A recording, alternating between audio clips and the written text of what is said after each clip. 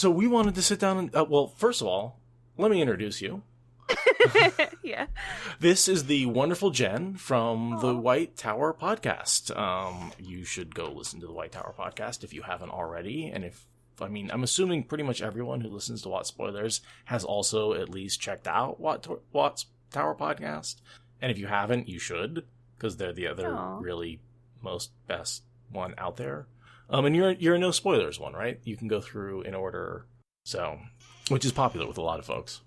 Oh, that's very kind words.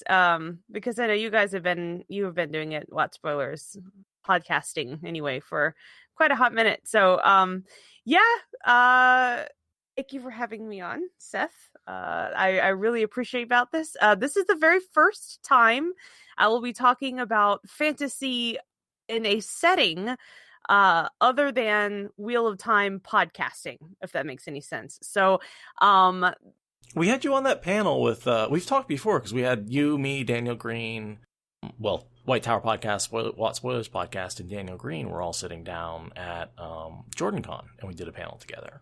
Yes. But this is kind of like outside of Wheel of Time. That's fair. This is fair, yeah.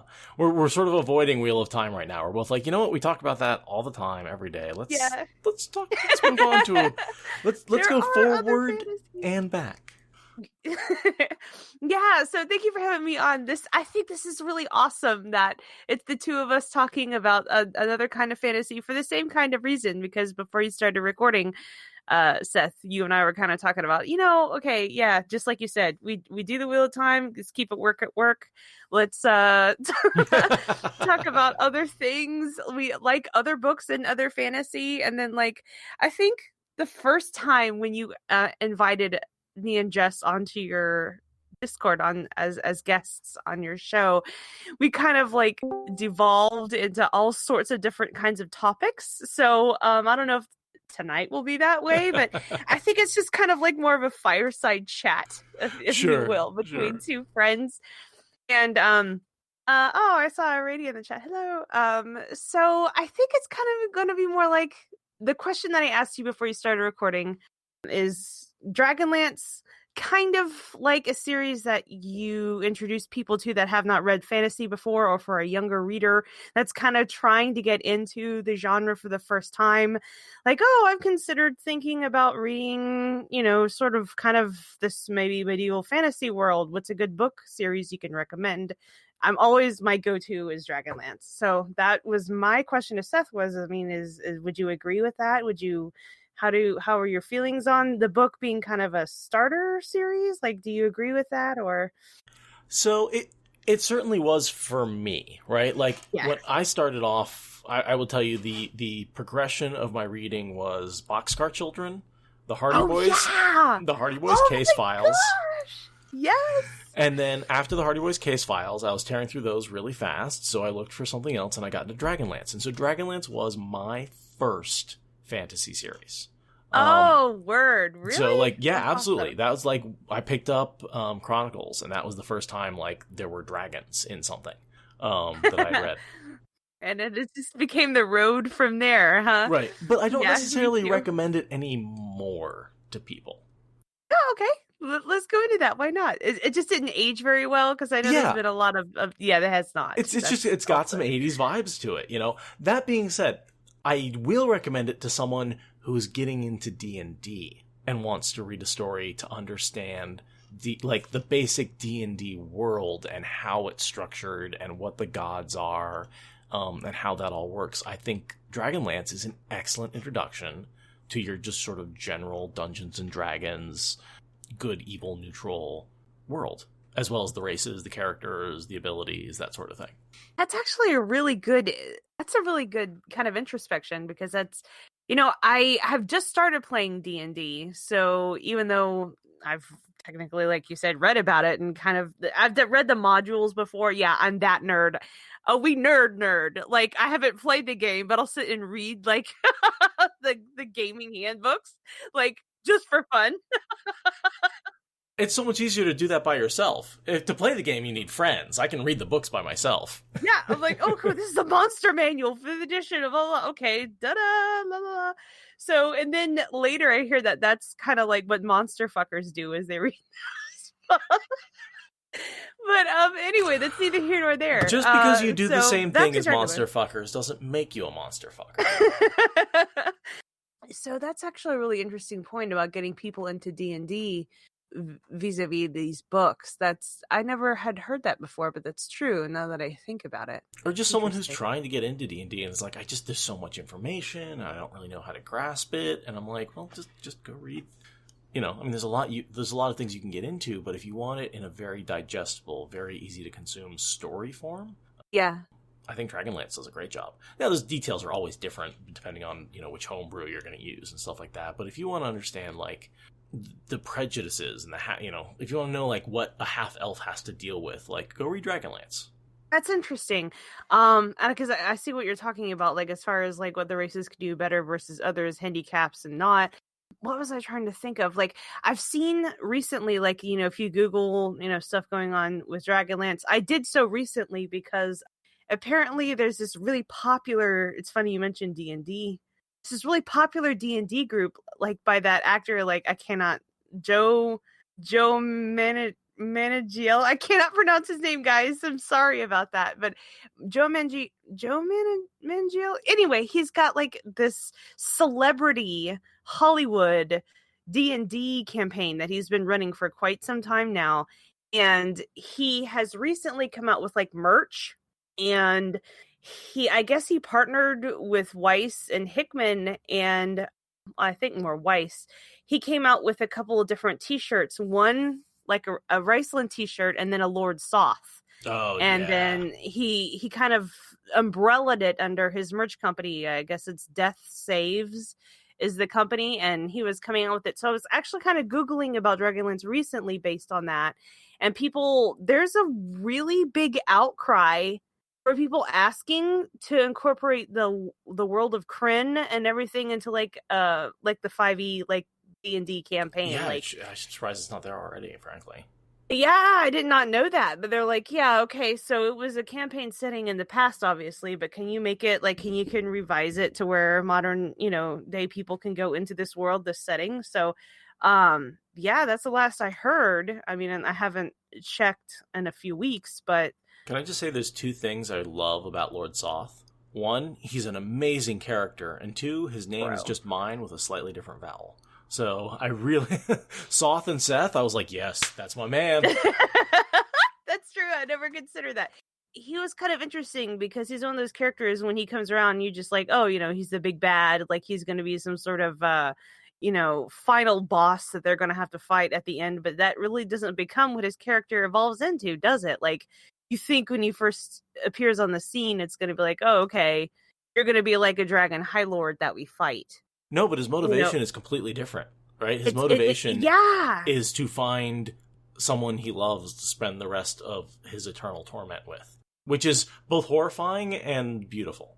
Yeah, it kind of puts a different twist on love, doesn't it? Like, oh, you want eternity?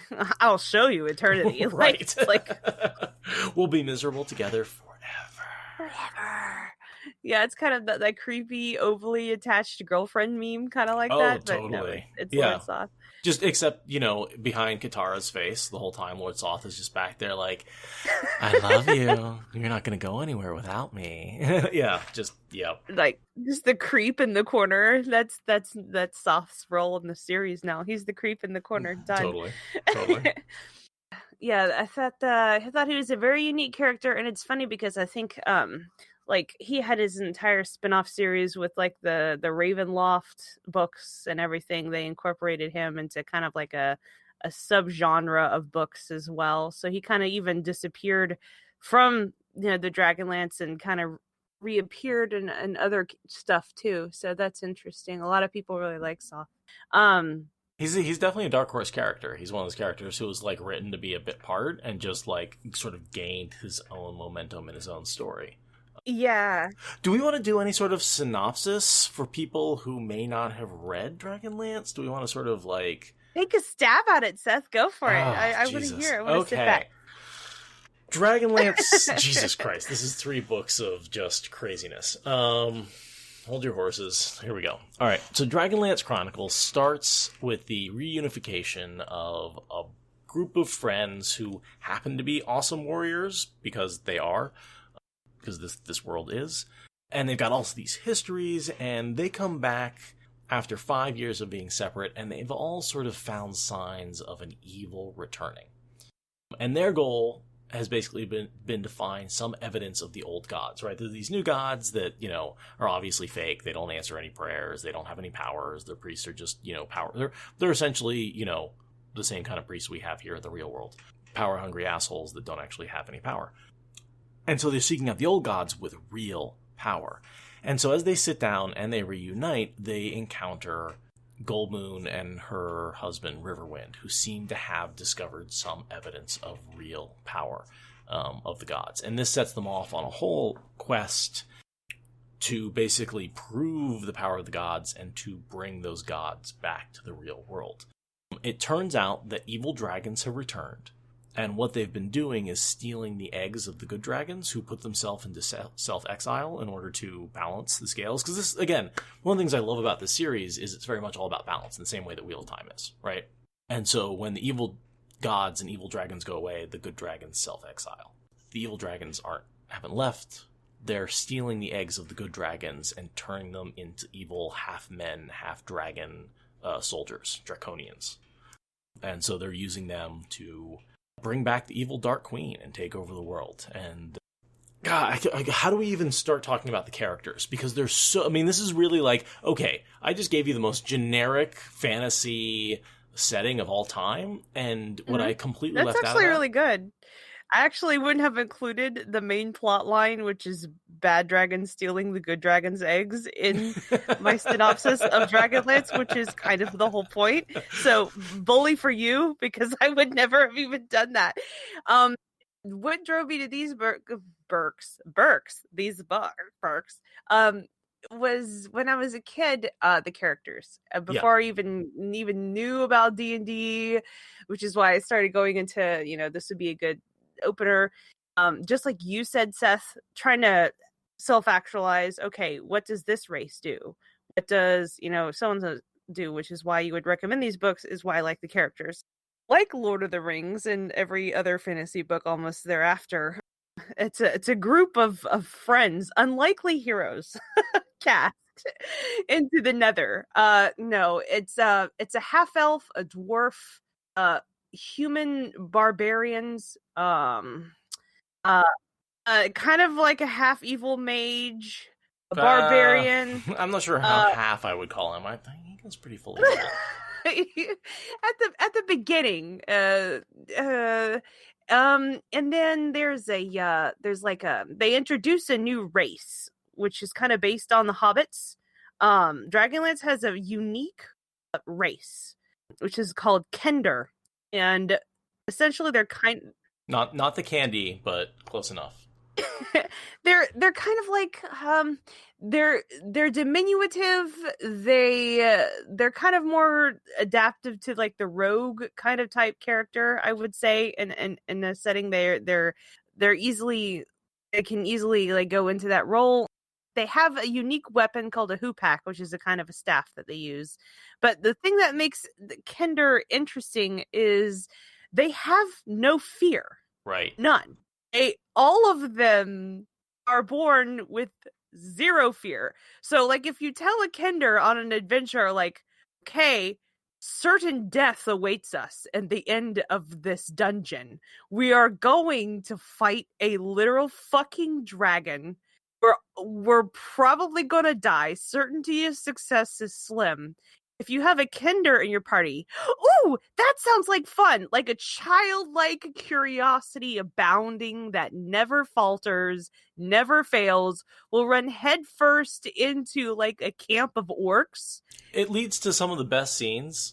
Would just be curious about like how they go about setting up their camp and what things do orcs like to eat. And let's ask so-and-so over there for directions. No, Mr. and Mrs. Kender, you should not ask the troll for directions to where they're hiding their gold. Well, why not? seems like to be like the most interesting choice of events. Like, yeah, so Kender are unstable and they bring a lot of childlike wonder, yes, to this world and to an adventure that isn't really seasoned into like a fantasy genre setting. Just reading things through a Kender's POV throughout a campaign is just it's really a breathtaking and an interesting point of view. So it leads to some great scenes where he walks up to just the most evil creatures in the world, sticks out his hand and goes, "Hi, I'm Tasselhoff Burfoot. Nice to meet you." Yeah, okay. So the Kender's name is Tasselhoff Burfoot. They have hairy feet like hobbits, right, Kender? They're very hobbit-like race, but more childlike, without the sort of like grumpy old man, like English grumpy old man, like we like to garden and never go outside. No. So even no matter how old they become, they always have their dexterity is high. They're always nimble. They're always wanting to get into things and explore. Technically, they have kind of a home region called Kender Home, but like nobody ever actually stays there because they suffer from wanderlust. Kind of like okay, I'm gonna do a Wheel of Time throw here. I probably shouldn't, but kind of like the Ogier do when or did or whatever when they were trying to find their steading after the breaking of the world. That's kind of, but I would almost say sort of like a Gleeman-esque, right? They're sort of forced to travel and tell stories and collect information. The curiosity forces them onto the road. Yeah, Kender can't stay in one place too long. So also because everyone will kill them if they stay in one place for too long. They are infinitely annoying in the same way that like no one wants a child, along on an adventure. Like they're infinitely troublesome and annoying, and it's only his incredible friendship and with some of the other characters that keeps him along in the group. Like Flint the dwarf, which just sets up just the wonderful like they are the Rosencrantz and Guildenstern, but that's all I can think of. Yeah. Yes, Rosencrantz and Guildenstern. Yeah. Yes, I imagine them as like the Rosencrantz and Guildenstern of like just this constant bickering, this back and forth, this really like they're always sort of telling the jokes in the background, but like Flint plays the grumpy straight man to the Kender's like goofy. Yeah. Isn't this joke gonna be telling. fun, Flint? And Flint's like, no, we're probably going to die. And then Taz is like, oh, don't be such a funny duddy. Think about what you could be doing other than this. And Flint's like, yes, exactly. That's all I'm thinking about doing is sitting at home and not being here. So it's interesting as you're going into battle, hearing these characters kind of talk about their environment and how they process it. And, towards the end of the books and kind of from what I've heard from other people that have continued on throughout the series, where Seth and I have not, that's a whole other reason. We stopped at the new age, the age of mankind. We're like, nope, that's enough. We did not even know this true story, guys. Seth and I did not even know that both of us stopped at the exact same time chronologically in reading these books until we had this conversation about me coming on the show tonight. We're like, I can't speak after this point chronologically in the series. I'm like, oh, because you stopped? Yeah, I did too. Well, oh my god. So it was perfect. And one of the things I really love about the series too is the rich backstory that like there's so many. They went back and wrote maybe 20-30 books about the history leading up. Like, the whole villain series is, like, retelling the Chronicles from the backstory. Yeah, Master Toad and the Hobgoblins. The Dragon is one. Yes. Police is one. The General, who he kills at the end. High Lord Verminard. Yes, that's a great story. I love that story. The Villains was one of my favorite series. And then you got the whole, like, you go back to the Cataclysm, you got a whole series of short tales. Like, the history leading up to it is so rich. It became... Go ahead. I'm so sorry. Oh, no, not at all. So we're both very enthusiastic about this. Yes. Yes. It's so nice to be able to talk to somebody that's read these books. It's so great. It's wonderful. I love it. The brown in me is shining right now. I'm like, oh yay, let's talk about these books. I'm so happy. Go ahead. and you can't talk about Tasselhoff Burfoot without getting into Fizban. Oh yeah. Okay. So I'll let you go to Fizbin. Who is Fizbin? I'll let you say it, Seth, because I mean, you remember a lot of things that even I don't, like the dragon's eggs, for example. sure. Fizbin is what I would call a meta character, right? Fizbin is the character in the books that may or may not be aware of the fact that he's in a book. Oh, word. And partially, I like that. part of my evidence is because if you actually read some of Weiss and Hickman's other books, he shows up in other books under a different name. That's a whole different story. Well, have you read The Deathgate Cycle by Margaret Weiss and Tracy Hickman? Okay, no, and everyone yells at me because I haven't read that. Okay, well, yep, I'm gonna get yelled at again. You guys are gonna hear it. All right, so Go ahead. Deathgate Cycle is basically the world essentially was ending in a nuclear apocalypse, and the magicians rendered it into its 4 elements, and so created 4 worlds. And then imprisoned the enemy, which created a 5th world, and created a haven for themselves, which was the 6th world, and then created a place where they did everything. The magical, like, room where you can render worlds, and that's the 7th gate. So there are 7 worlds that exist. Basically, someone breaks out of the prison. One of the enemies breaks out of the prison and discovers that the heroes who surrendered the world have disappeared. He has to figure out what's happened. Yeah, I heard from everyone that is a Dragonlance fan that the Deathgate Cycle is kind of more like a grown-up, interesting kind of. Not that the Dragonlance isn't interesting. I mean, what are we talking about if it isn't? But like, it's very well written. I have the book sitting here with me on my bookshelf. I'm looking at it right now as kind of a self-chastisement. Like, bitch, it's right here. It's within arm's reach. What are you doing? It's so good. It's so good. It's like, it's what I think Margaret Weiss and Tracy Hickman would have written. It's what they did right when they weren't under the shackles of the D&D structure. Yeah. And it's such hard magic. I love that it's hard magic. Like, it's the magic in it is very scientific. Very, and, like, cool. There's extremely long... One of the things that you have to be careful of is the appendices at the end are extremely long. And you'll, get to the end of the story without realizing it, because there's, 100 pages of appendices at the end. But the appendices themselves are really interesting and really worth reading. Like, they talk about wave probability that is related to quantum physics. Oh, shit. They straight up went Robert Jordan on their world creating. Oh, my God, yeah. It's even harder magic than Robert Jordan. Oh, yeah. Yeah. I believe you. Yeah. Because he doesn't have appendices that are 100 pages long. He just has introductions to his books that are 300 pages long. I was going to say, and lists of characters that are 100 pages long, but that's just lists of character names. Can't keep off of work. We're still talking about Robert Jordan right now. Dragonlance, Margaret Weiss, Tracy Hickman. So if you love Dragonlance and you love Wheel of Time, yeah, absolutely, you have to read Deathgate Cycle. It's the best thing Weiss and Hickman have written by far. So awful. And I've read everything that they've read. Yeah, I might be. Sorry, my chair got so squeaky that I was trying to move it around, and then I kneeled down, and all of a sudden my leg cramped up, and I collapsed. I was just trying to move around, and I was like, cramp. That happens, unfortunately, more than I'd like to admit now as I'm getting older. I'm not getting older. So I'm still 29 and have been for almost a decade now. Yeah. So there's a lot of people. So I went to Dragon Con last year, and Tracy Hickman was there. Oh, awesome. A couple of other people that were really important to writing these books. Larry Elmore, that did the original art for the books, was there at a panel. And can we just talk about amazing art versus fucking Sweeney on Wheel of Time? Same time period, same quality books, but fucking Larry Elmore knocked it out of his art is. I bought. Do you remember? Yeah. There was a book of Dragonlance art that I bought when I was a kid.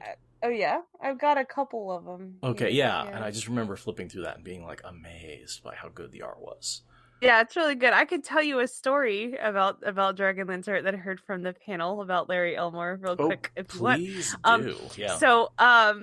So apparently there was at the time Larry Elmore wasn't the artist that was going to be originally obviously contracted to do their art. They had a couple different artists, and they would kind of give Weiss and Hickman would be like, okay, this is kind of a brief description of my character. Can you make art of this person? And whoever we like the best is going to be on, the books, right? Hickman was saying that Weiss was walking through a room and she came over to one artist's kind of like easel, because they were like kind of drawing in front of her at the time, and this one particular group, and she burst into tears, like being so upset at this one artist. And Larry Elmore was there, and he came over and he looked at it like, what's got you so upset? And apparently this artist was rendering Gold Moon. Now, for those of you who are listening that don't know, Gold Moon is one of the Plains barbarians in these books. She comes from kind of like a nature society, and she's dressed in furs and everything like that. Well, the artist rendered her in like high heels in the middle of a fight, like for real, and it just made the author so upset she burst into tears and was like, I can't even look at this. Like, this isn't Goldman. So one of the reasons why Elmore got chosen for the Dragonlance art is because of his rendering of Goldmoon. When she came over, he is the one that had her with all the feathers in her hair, like the long sweeping cloak, with in the muted colors, right? Mm-hmm. Because Goldmoon is one of the main characters of the book, but she has like her colors are extremely muted, like tans, leathers, furs, and she was like, yes, this is exactly the character that I want to be. She wears pants. There was no skirt, like no dress. She didn't wear a dress at all. She actually wore freaking pants and boots, and she's like, I'm going with you. So based on his rendering of Gold Moon specifically is how the art came to be. So I thought that was kind of an interesting story. But the reason why I brought that up, it wasn't because of that. It was because, when I went to the con, I was like, well, this is like an old fucking series. Like, because Dragonlance was like early 90s, right? Yeah, 80s. It was 80s. Wasn't it? Yeah. And so I'm looking around.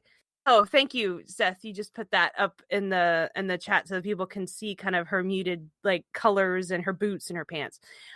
I was like, I don't know if this panel is going to be really big because it's fucking Dragon Con. I mean, they have Carrie Elway's there and like really big names and like people from Doctor Who and shit. So I'm like, no one's going to go to the Dragonlance panel, but I don't care. I'm going to go here anyway. Yeah.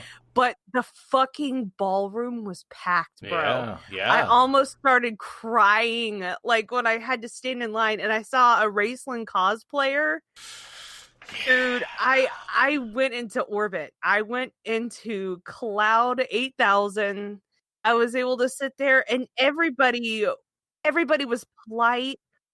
Do you want to talk about what makes a Raceland cosplay so distinct? Yeah. Talk to me about it. Oh, no, go like the first of all, the golden skin, the hourglass eyes, the cough, the robe, the potions, like he is such a identifiable character that the cosplay for him has to be just so easy to identify and so easy to see. It would be like, what's the meme where he's like holding the wine and pointing and being like, that's him, like that's exactly yeah. Leonardo DiCaprio. I don't know the movie that he's in, but it's Leo on the couch pointing. I know the one you're talking about. Yes, perfect. Yeah, that's exactly. I could just see like if I saw Wrestling at a distance, like it's someone I can identify from anywhere. If the cosplay's good. By the way, you are pronouncing his name correctly. Let it be stated for his name is Raslin. Of course, I didn't. It's kind of like again a Wheel of Time thing where people pronounce things differently, and I didn't realize it until later that the name is actually pronounced Rastlin, not Racelin. But I go back and forth. Yeah, I say race because Carmen always calls him race. You're saying it correctly, by the way. I am incorrect. Just for the note. Raceland. Mm-hmm. Because Carmen always shortens it. Call him Carmen. Caramon. Yeah, there's an extra syllable in there. Yeah. But again, it's you read these things. You got Tika Wayland, and you read them to yourself, and the names. Yeah, just kind of like with any novel, it's kind of like, okay, well, this is kind of how I pronounce this character or this place, or like obvious. Okay, so it's very simple. The hometown where they start at, where the adventure begins, of course, it's in an inn, like every fantasy setting. The adventure begins inside of an inn, right? The unlikely heroes in an inn. The Inn of the Lost Home, is that right? The Inn of the Last Home, yes. The town name is called Solace, but I call it Solace, which is not how you pronounce it at all. So it's just another thing that is. Oh, for me, it was always because like home gives you solace, right? Like that always worked for me. Yeah. And you're exactly right, but I just mispronounced it when I was 11, 12 years old and I first started reading this, and then it's kind of just stuck with me since. By the way, how cool is that town? It's basically the Ewok village at the end of Oh my god, I'm glad you said the Ewok village. I freaking love that's so true. That's absolutely true. I never considered that, but yeah, for sure. I mean, they have these giant redwood trees. I mean, think about like the Ewok village in California, like with these giant redwoods, and buildings built into each one, except like even bigger. Like the redwoods, these trees would dwarf the redwoods. Kind of. Here we go off into a tangent again because you said redwoods, and now I gotta go over here for a second with you. If you join me, sure. So how far are you from the actual redwood forest? Like you're I know it's Northern California, and I'm I'm in Northern Oregon, so I have to cross Oregon to get there. But call it a 5-hour drive. I've been there. Oh, have you seen it? I was about to say you've probably seen it because I've been to the Mirror Forest. Too far away. No, yeah. Have you camped out by the trees and stuff? Have you done like the camp out where you just camp out underneath the redwoods? I haven't camped under them. No, I've definitely walked under them, but I haven't had a chance to camp under them. Man, I would love to see the redwood forest. That would be amazing. They're stupid big. Like you look and you're like, that's not a tree. Dude, wow. I would love to see the redwood forest. My sister, she just moved to Seattle, and she talked to me about like going to see it. So you mentioned the redwoods, and of course, I tangentially hopped over there with the whole idea of that. Yeah, no, there's nothing like Florida's full of sand, as we know. It's a giant sponge, and there's sand and limestone. So yeah, palm trees, and you have like scrub oak, and that's pretty much about it. So I'd like to see anything growing that dense. You got Florida Man too. Don't forget that. Oh gosh, yeah, he's like the Sasquatch running out there. So oh gosh, don't even. I'm so upset because Florida again has made national news today. Talking about how that one cop the city mayor or something has ordered police officers and visitors to the city council that they cannot wear a mask. They are not allowed to wear a mask. Like they cannot come into courthouse with a mask on. They will be asked to leave. Is a maskless public property building. So yeah. This is me slamming my head into my mask. I'm like, no. Oh, you know what we didn't do? We didn't talk about the weather. I know that's something you like to do on the White Tower podcast. But I wasn't going to drag anyone else into my bullshit. If you would like to partake. See, I'm like, not everyone's a grandma. So, the thing is, Portland weather, if it's in the winter, it's drizzly and rainy and cloudy. And if it's in the summer, it's beautiful outside. And, there's not really anything in between. And so... Today I took a picture on my dash on my car. It was 100 degrees, which is a lot cooler than yesterday when it was 105.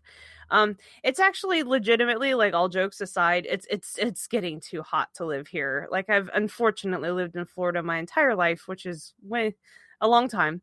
And I actually grew up in the Panhandle, which is unfortunate. But even moving down to Central Florida, it's actually, I know people live in hotter places, but I don't know if I'm getting older or what it is. It's really just kind of too hot to even go out and enjoy things during the day.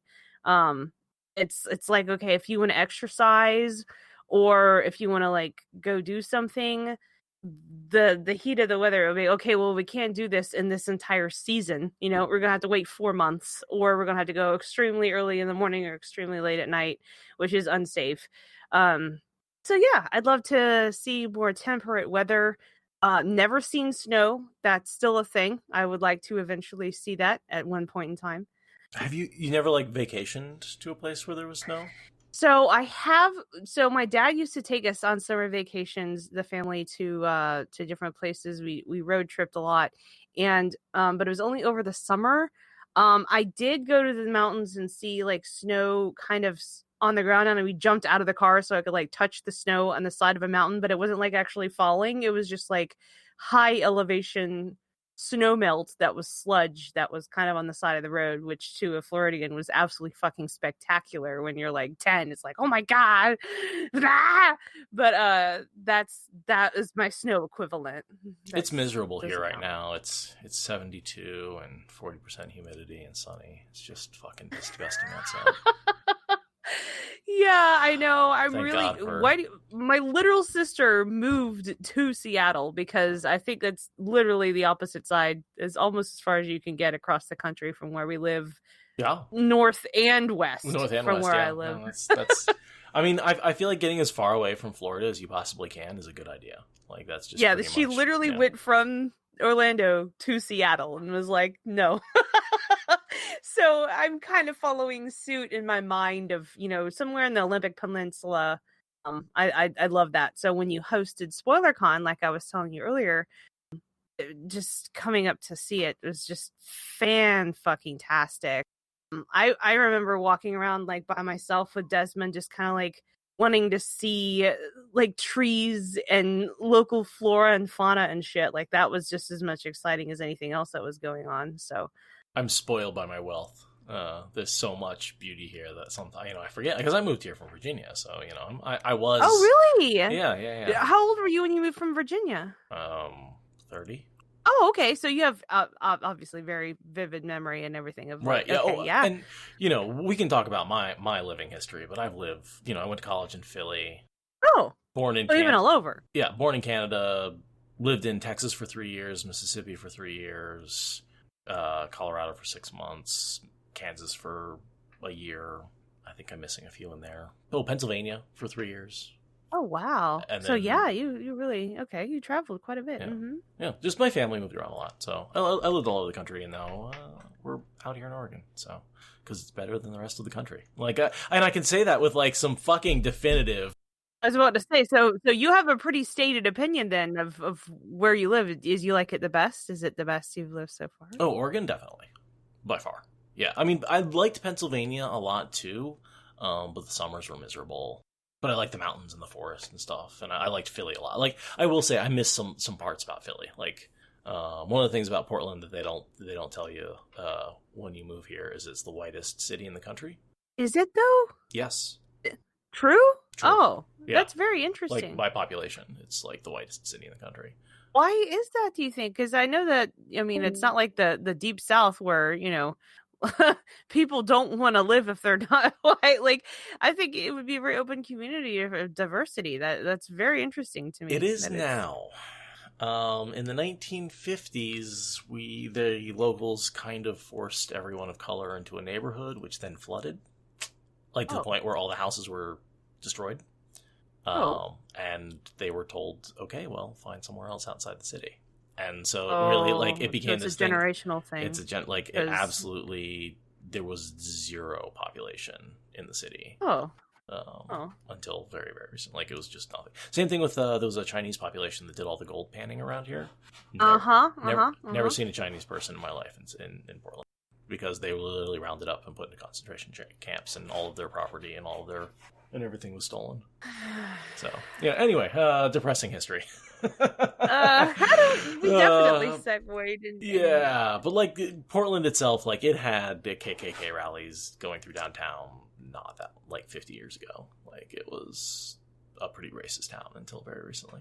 Well, I'm glad that's, come around. That's a good thing. But, it's still, you go out into the country and it's there. It's there.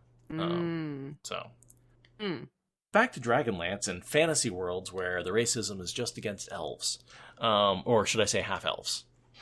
Yeah. Let's talk about Tanis Half-Elf, the leader of the band, supposedly. Kind of. Well, okay, because Dragonlance is very interesting to me because the main character actually didn't like that much at all. And I, talking with other people, when you ask them about this book series, like, what do you like about Dragonlance? A lot of people like Kender and Tasselhoff, and a lot of people like Raceland. Some people even really like Lord Soth, which we've already discussed. And some people really love Caramon. Nobody goes, I really like Tanis. I really like Tanis. Yeah, people like Caramon. I don't know why, but there you go. Yeah, Whatever. me neither, but well, he's the big dumb football jock that like really tries hard, but he tries he's hard. so hard. Like the main character is just I don't think he's anybody's favorite that I've spoken to anyway. And I think that's intentional. The story isn't written to where you really get behind the main character. You kind of get behind the supporting characters and the kind of peripheral of what's going on in the world. You even meet like I know Seth, you and I talked about a secondary character named Boo-Poo, which is like a gully dwarf, and a lot of people really have an affinity toward this one side character.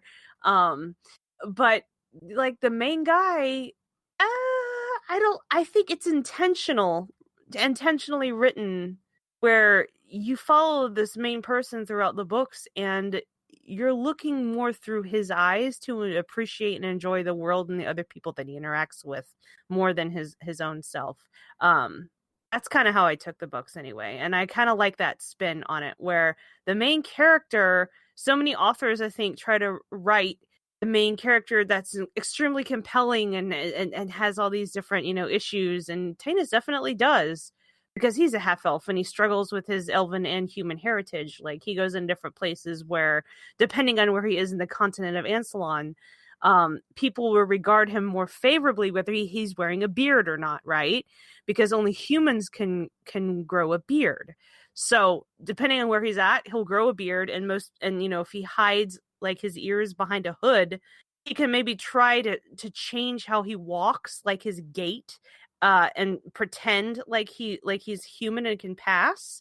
And then other ways he tries to pass, toward the wooded areas and where elves live as an elf. Like he may try to shave his beard, or, he'll put down his hood, like he'll put his hair behind his ears, like he'll express that part of himself. So you do have the duality there, but like that's not really the point.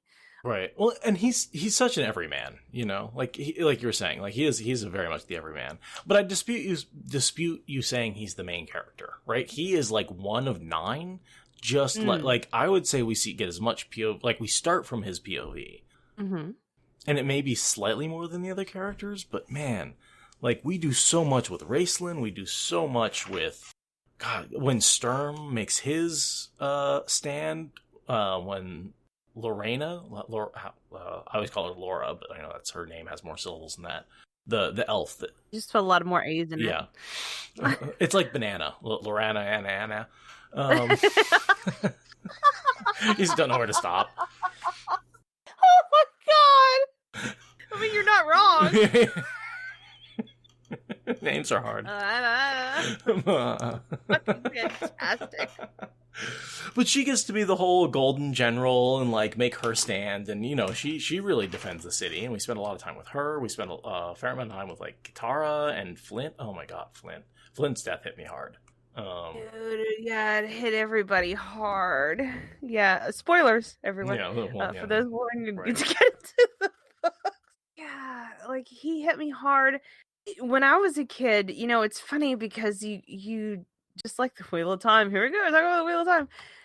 You pick up the books later and you attach yourself to things differently than you did the first read. Right? Totally. Like you like certain characters more, or you notice things happening in the plot going on in the background that you didn't the first time. Or why are these characters acting stupid? And you're like, oh, they're adults and they have responsibilities. Oh, right. Yeah, that. Yeah, duty heavier than a mountain. Right. Light as a feather, stiff as a board. Light as a feather, stiff as a board. Anyway, I just think of that. Well, let's stick with the code and the measure if we're gonna stick to the canon of these books. The what? I'm sorry. The code and the measure.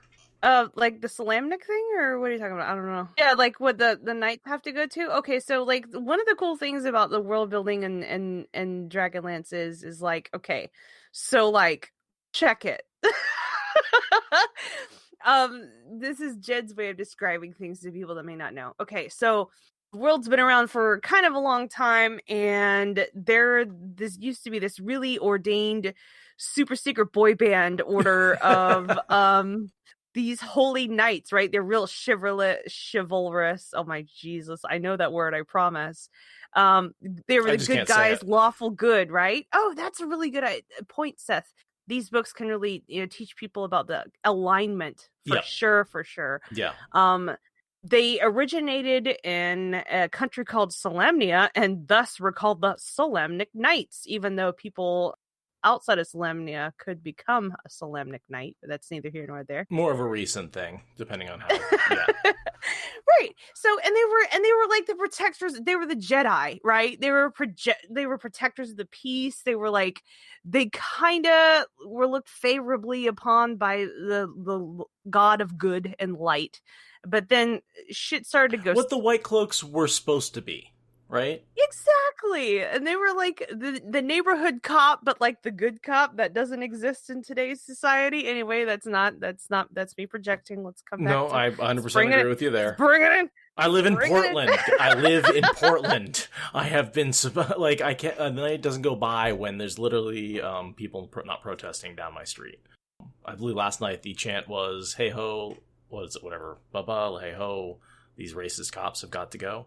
Oh yeah, for sure, for sure. I can't even imagine. Yeah, you're at the hub of it. I am right in the middle of it. Yeah. And their order is founded on the oath and the measure, and the oath is a simple phrase. A solus oath minthas, which is, we'll call it Latin, but it's not actually Latin. Old tongue. I'm not even sure what Old the Solamnic. language is. Yeah, Yes, Old Solamnic. And it's for my honor is my life. And that's something that I took to heart as a kid. Like, I very much, like, when I talk about honor being heavier than a mountain, or my honor is my life, like, my honor is my life is something that I took from the Dragonlance series and internalized as a kid. And, like, it really is one of those things that made me like, oh, I don't lie because my honor is my life. And, like, I tried to live that way. And I thought everybody was. Yeah. And then you have the measure. Later. Right. So the oath is a simple thing. And then you have the measure, which is basically a set of laws that has over time become essentially cumbersome and outdated. And so has basically bound these. The problem you always have in D&D with a lawful good character is, like, what if the law sucks? Well, these characters are lawful good, but the law has become so complicated and so messed up that they're not necessarily, they become corrupt and are able to do whatever they want for the sake of power rather than for the sake of honor. Right.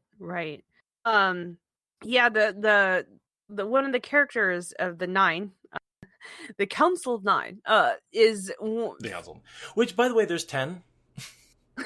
At least there's okay, you're gonna count, you got the 9, but then you also have to count Katara or Tika, who joins, also Lorana Anna, like, she joins, like, she's part of the 9, so she's 11, like, it very quickly, like, and then are you gonna, it grows, it's this meeting of 9 was supposed to come together, but one was missing and one got added, and then, like, the whole thing got a little, sideways. Yeah, went sideways. Yeah, so now these Solamnic Knights are looked upon in kind of disdain because of exactly everything you said, Seth. Is because people are like, yo, what they're preaching is like old school, and okay, boomer is kind of like how everyone views them now.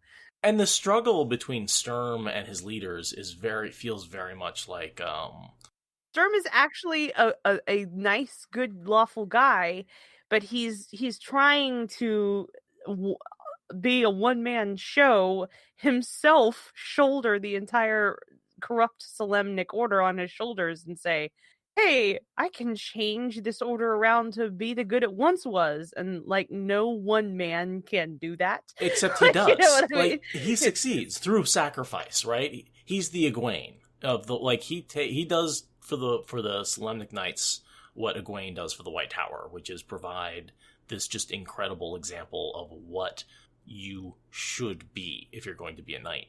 And he basically becomes an example to all the young ones, and all the old ones end up dying in war anyway. So he ends up changing what the knighthood is, and he actually eliminates the measures.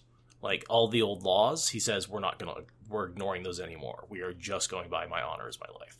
the laws are too cumbersome. You're right. You're right. I'm so glad.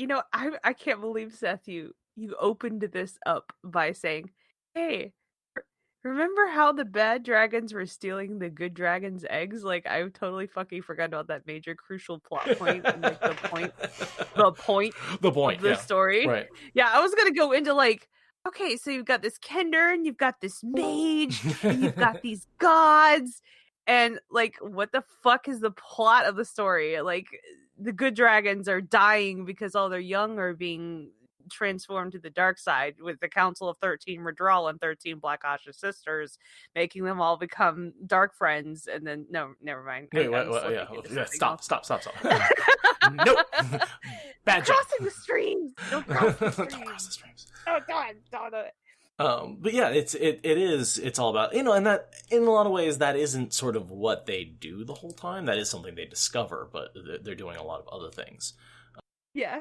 And should we mention that Fizbin, the wizard, is actually like the personification of the good god who's poking them all in the right. Oh yeah. He's a meta character because he literally is the good god incarnate that has come down to help the party in the guise of he's basically Randall Thor.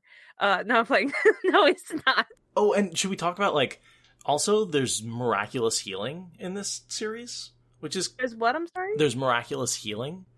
Oh, yeah. That's what ushered in the old gods as being real. Okay, so, like, you've got this fucking planet, okay? So, and the people on it are searching for evidence of the old gods and things that used to be good, because the world's gone to shit, right? So, the Gold Moon, we've already talked about her, Plains girl that wears tans and leathers, right? Ends up bringing with her proof of the old gods coming back into the world and showing interest once more in the plight of the peoples by carrying this blue crystal staff with her that is allowed to heal people. She heals people even from the brink of death. Mm-hmm. I mean, to the point where her husband gets hit by acid, and, like, you see his intestines, you see his bones, basically his entire front half is melted off. And she heals him back to fully cogent. Yeah. And it's through her, the new gods, excuse me, not the new gods, the old gods are kind of coming back into the world and trying to make things right again through the power of healing. It's pretty much a story based on Yellow Aja principles. Healing does all the good of the world, and that is how you know that everything's going to be right now. I mean, we can segue into other things. I think it pretty much is the world. I know you were talking about Weiss a little bit earlier, too. I didn't know if you wanted to talk about that tonight or if we were going to be a mainly Dragonlance subject. I'm not... No. Are you kidding? I'm not even close to being done talking about Dragonlance. Like, we haven't even touched on half the characters. We haven't Legends. We have not talked about Legends. So talk to me about how you felt about Legends, the 3 books directly after the Chronicle 3 books. I feel Legends is the superior series to Chronicles. Talk to me about that. Chronicles suffers from fellowship-itis. Oh. That there's too many characters doing too many things, and it's this big group that goes off and does these things, and while it's a wonderful story, there's so much going on that I feel like I don't get enough of any individual, right? Like, I love it all, but I want more. And the books either need to be 10 times as long, or it needs to be pared down a little bit. Legends, on the other hand, tells a very specific story about time travel. And I love a good time travel story. But it's also it's the story of Raceland and Fizandantalis. And it's such a well-structured, well-constructed follow-up to the first one. And it's a great redemption arc for Caramon. It really fleshes out Tasselhoff Burfoot, and it gets rid of some, like, people say, well, I don't really like Tanis Half-Elf. Well, he's not really in it. Yeah, he's not in it almost at all. That's actually true. He's there in the beginning. He sort of frames it. You see Caramon through his eyes as someone. Also, I love Caramon's arc as this guy who was basically like this star football player, totally became like married the high school cheerleader, became an alcoholic, fat slob down on his luck, and then got recruited into essentially like a chain gang and was like reformed against his will and had to like basically went into AA. Yeah. Yeah, he became a barbarian again. It is a redemption arc from him because yeah, just how he just a lot of guilt and about, his brother and stuff like that. So, And yeah, I I love a mean, good Roman gladiator scene, which he does really well. Like, that whole thing is written incredibly well. that's true. Yeah. The whole, like, is he Fizendantilus, is he Raistlin when they merge together? Like, which one is it, and does it matter? And Duality of man. right. And the whole time looping thing where, like, Raistlin becomes Fizendantilus, who corrupts Raistlin, and then goes back in time to become Fizendantilus. Like, it's this whole just wonderful cycle. But it's like it happens twice, and he's able to change it the second time in order to be successful. There is one negative to Yeah. the Legends trilogy, and I Shoot. think we can all agree on that.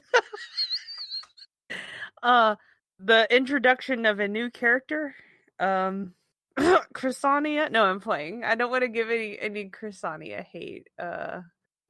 She's the white do-gooder cleric that is kind of a Raistlin love interest, but is not a Raistlin love interest.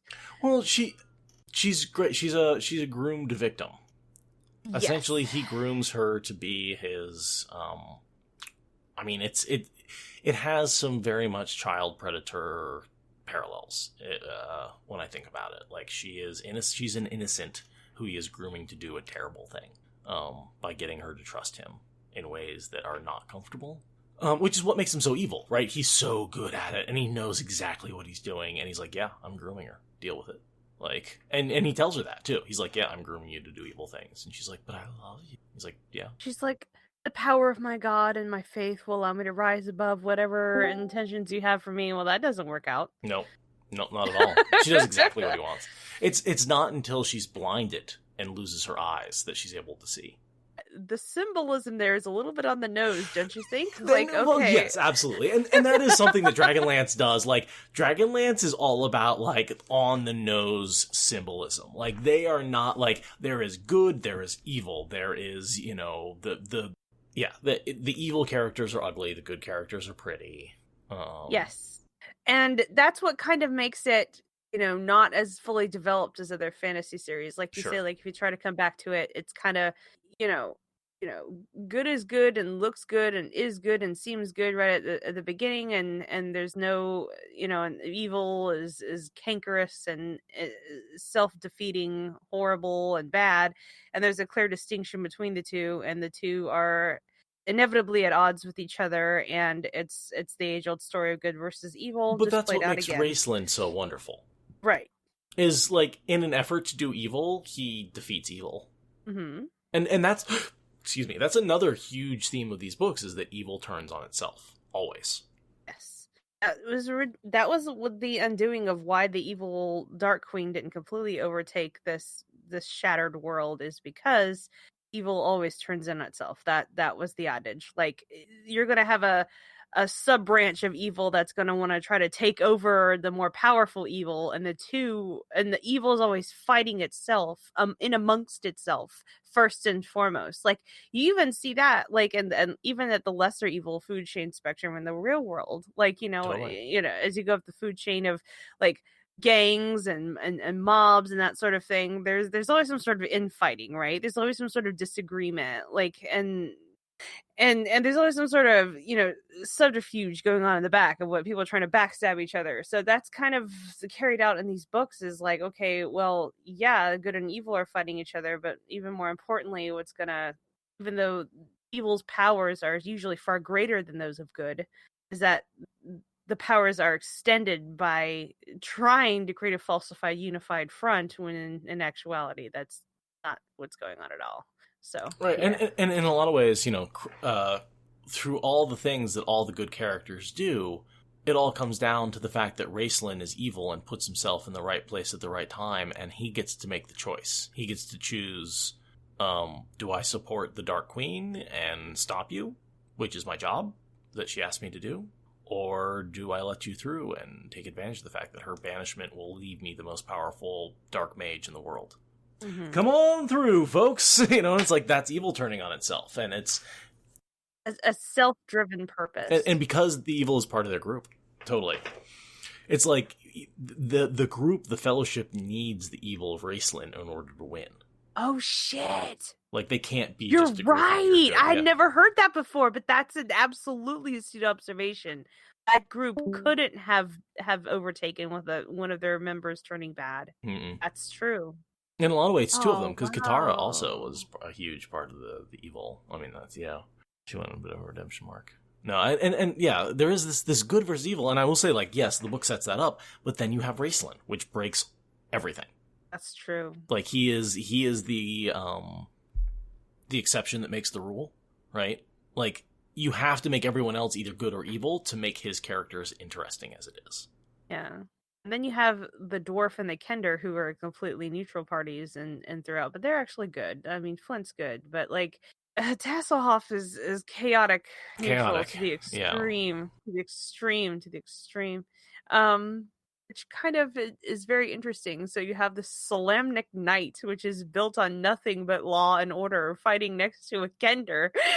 Right. It's like two opposites. And everyone looks at this group and is like, what the fuck brought you people together? What a motley crew. Yeah, what a motley crew.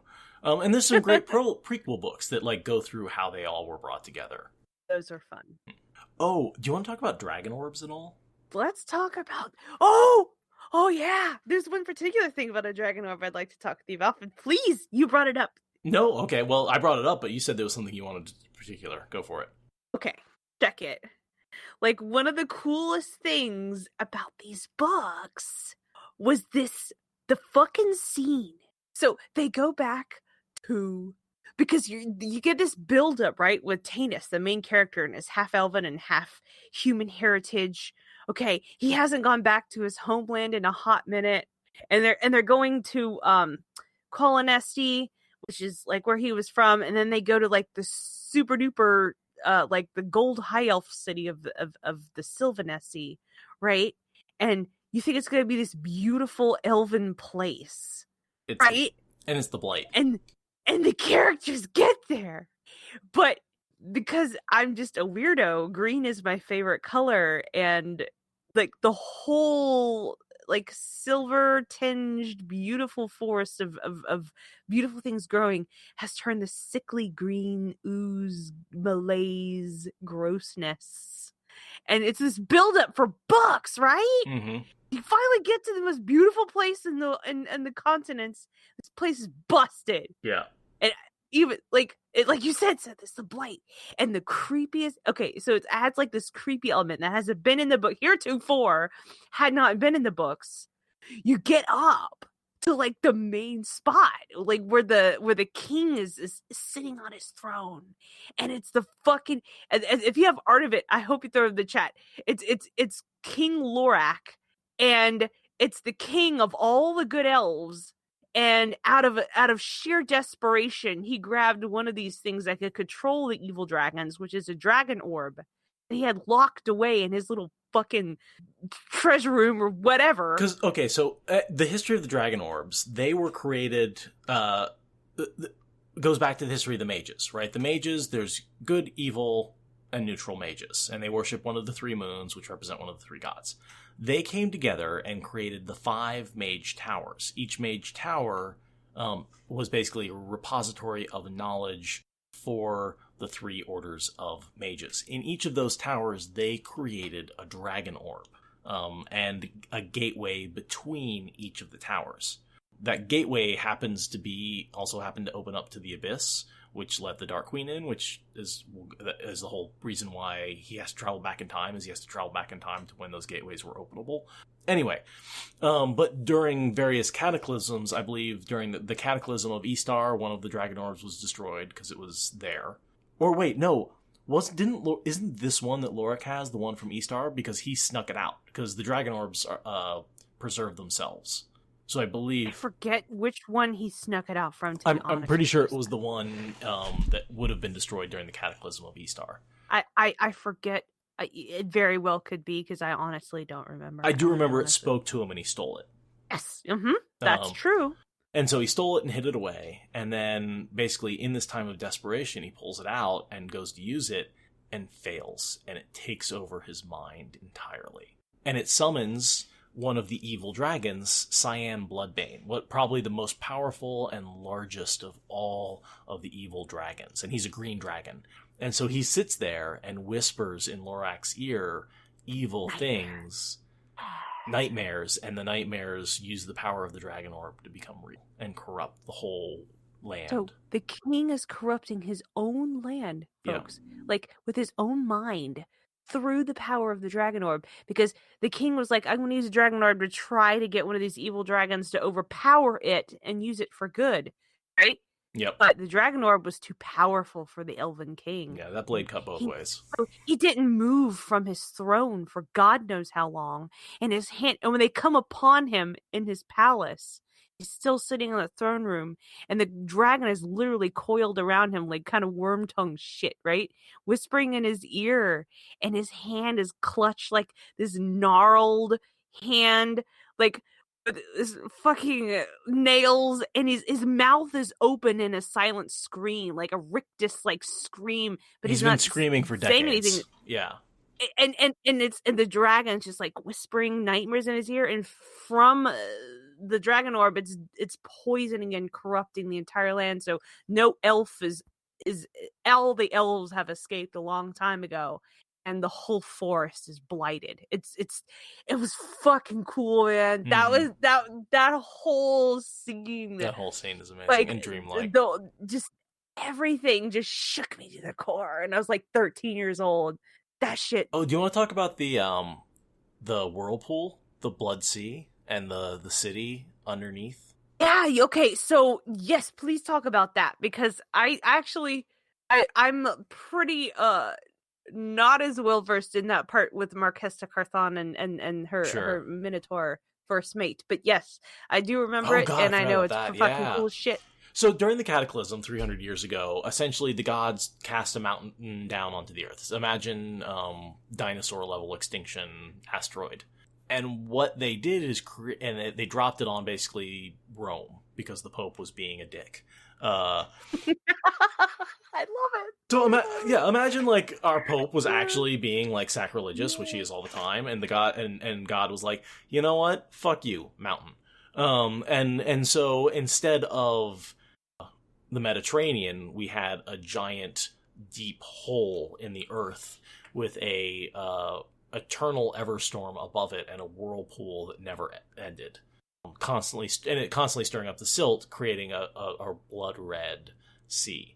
And our heroes go sailing. I forget why. Oh, they're trying to go around it, but they end up that's right. So we should talk about Bream at some point. But essentially Bream steers them into the whirlpool to try and escape the evil queen. And he's like, well, dying is better than being captured.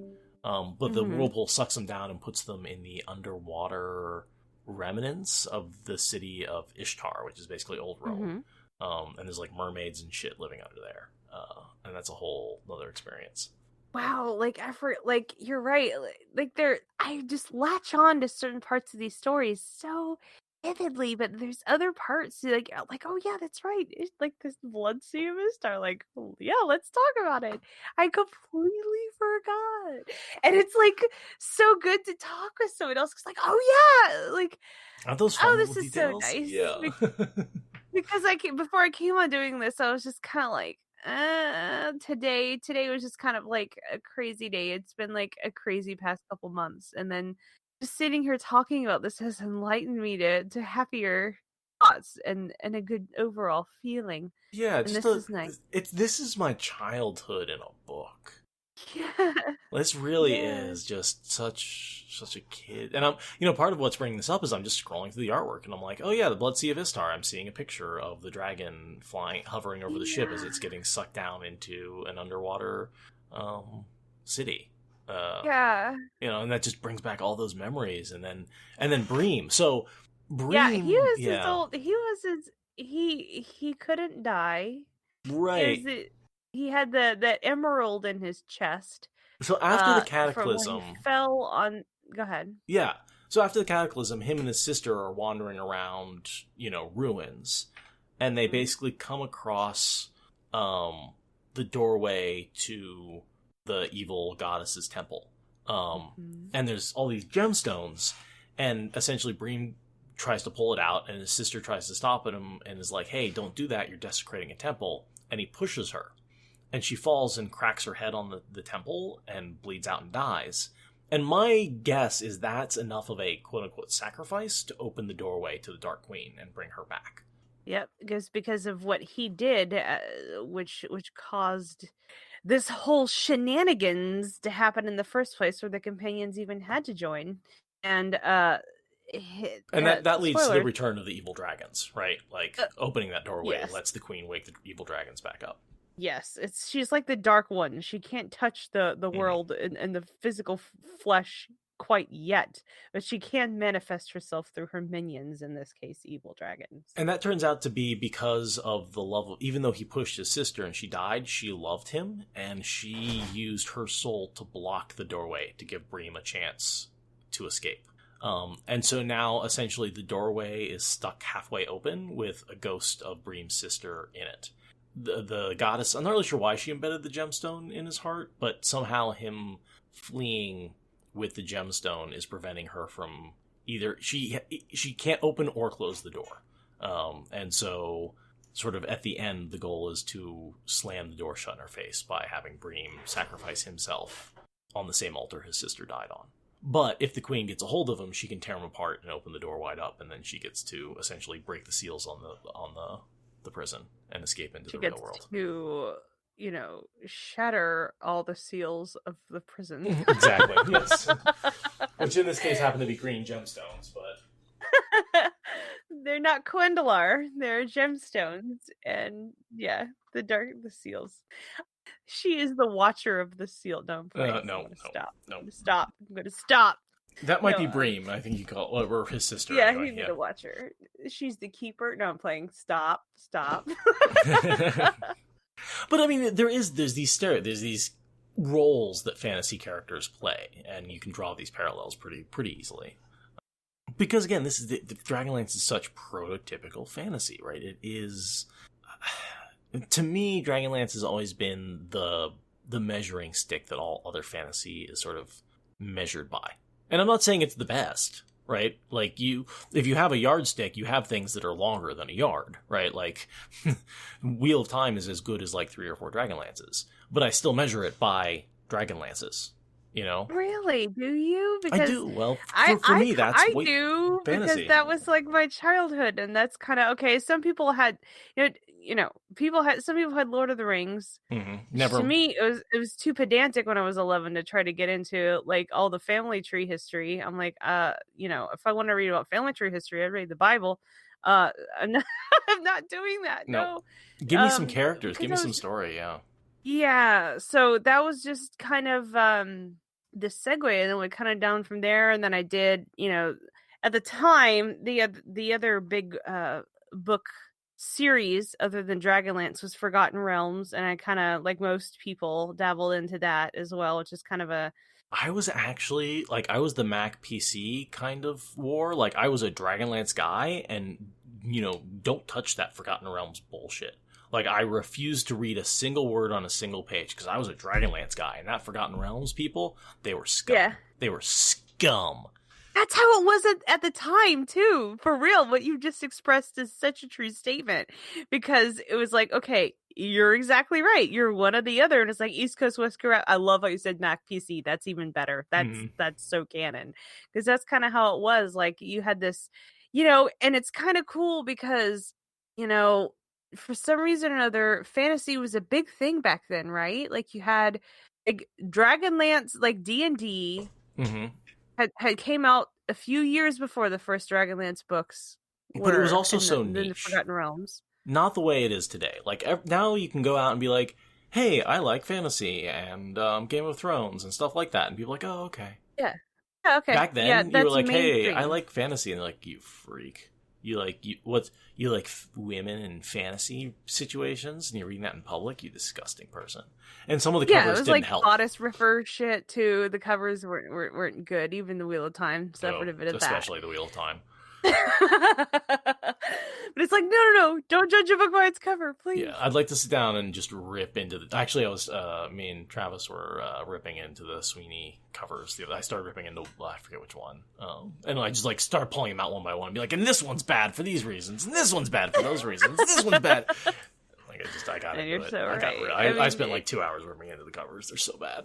Back then, like, how I found my books is yeah, sometimes you can go to like Books A Million, deceased, we hardly knew ye, or for the people that had a lot of money in their pockets, Barnes and Noble, to to find these books. But then, I would just go to like old yard sales or like used bookstores, which also used to be a thing.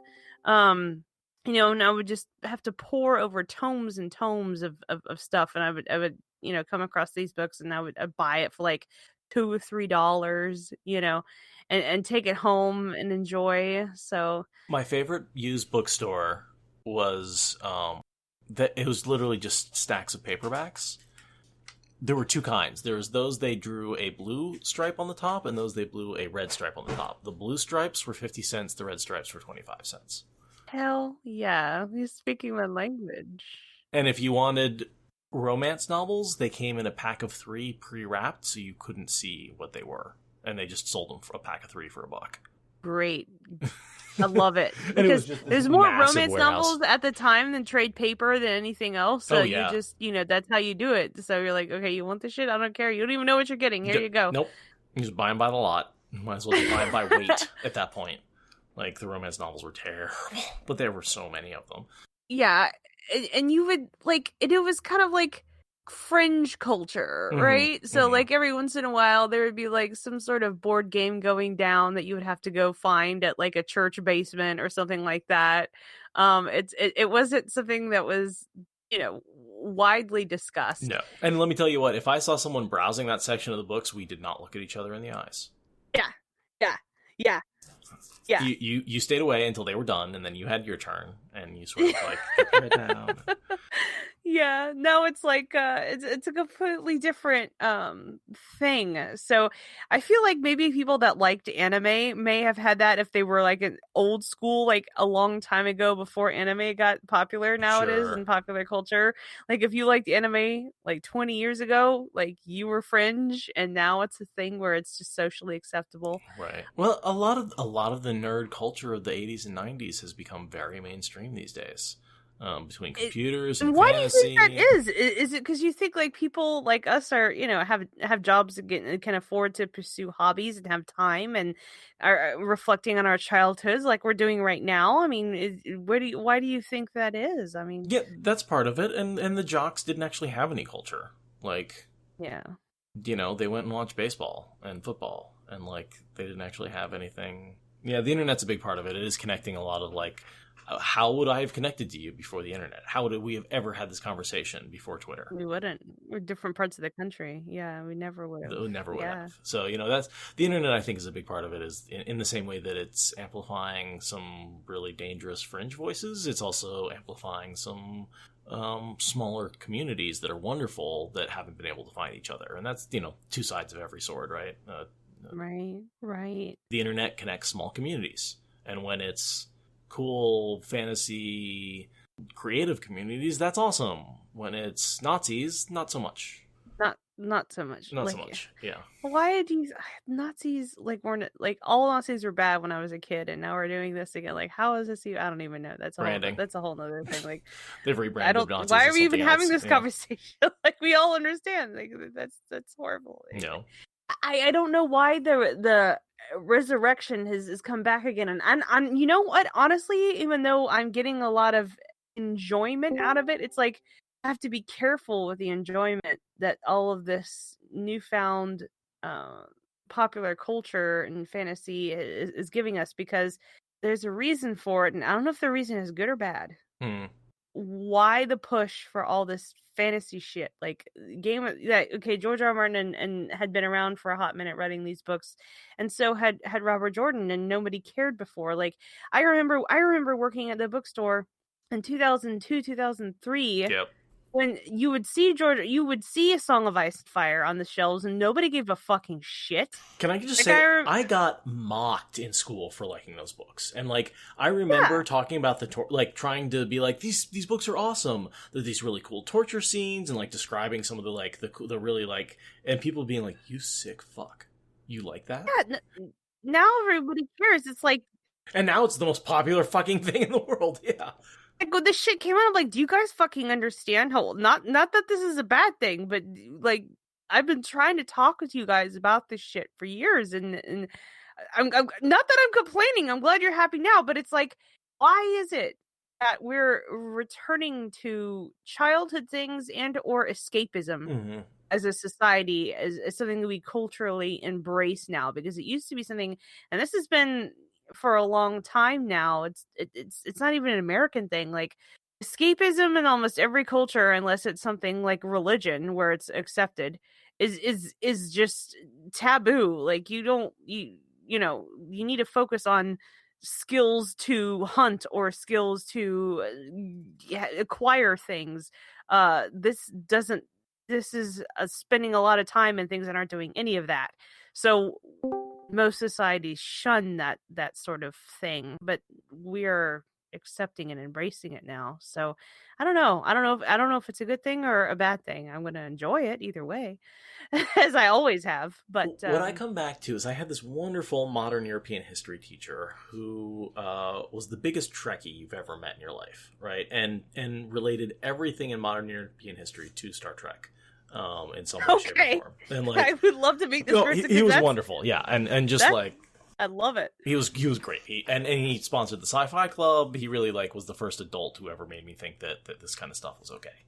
But his whole framework for history was that history was a series of pushes and pulls between rationalism and romanticism, and over history, over time, one tends to dominate over the other. And a lot of that depends on, what kind of society we're living in. And what he'd say is, the worse society gets, you sort of end up with this sort of romanticism of the ideal. When things like, I know. In sort of the French Revolution, there was this feeling of romanticism.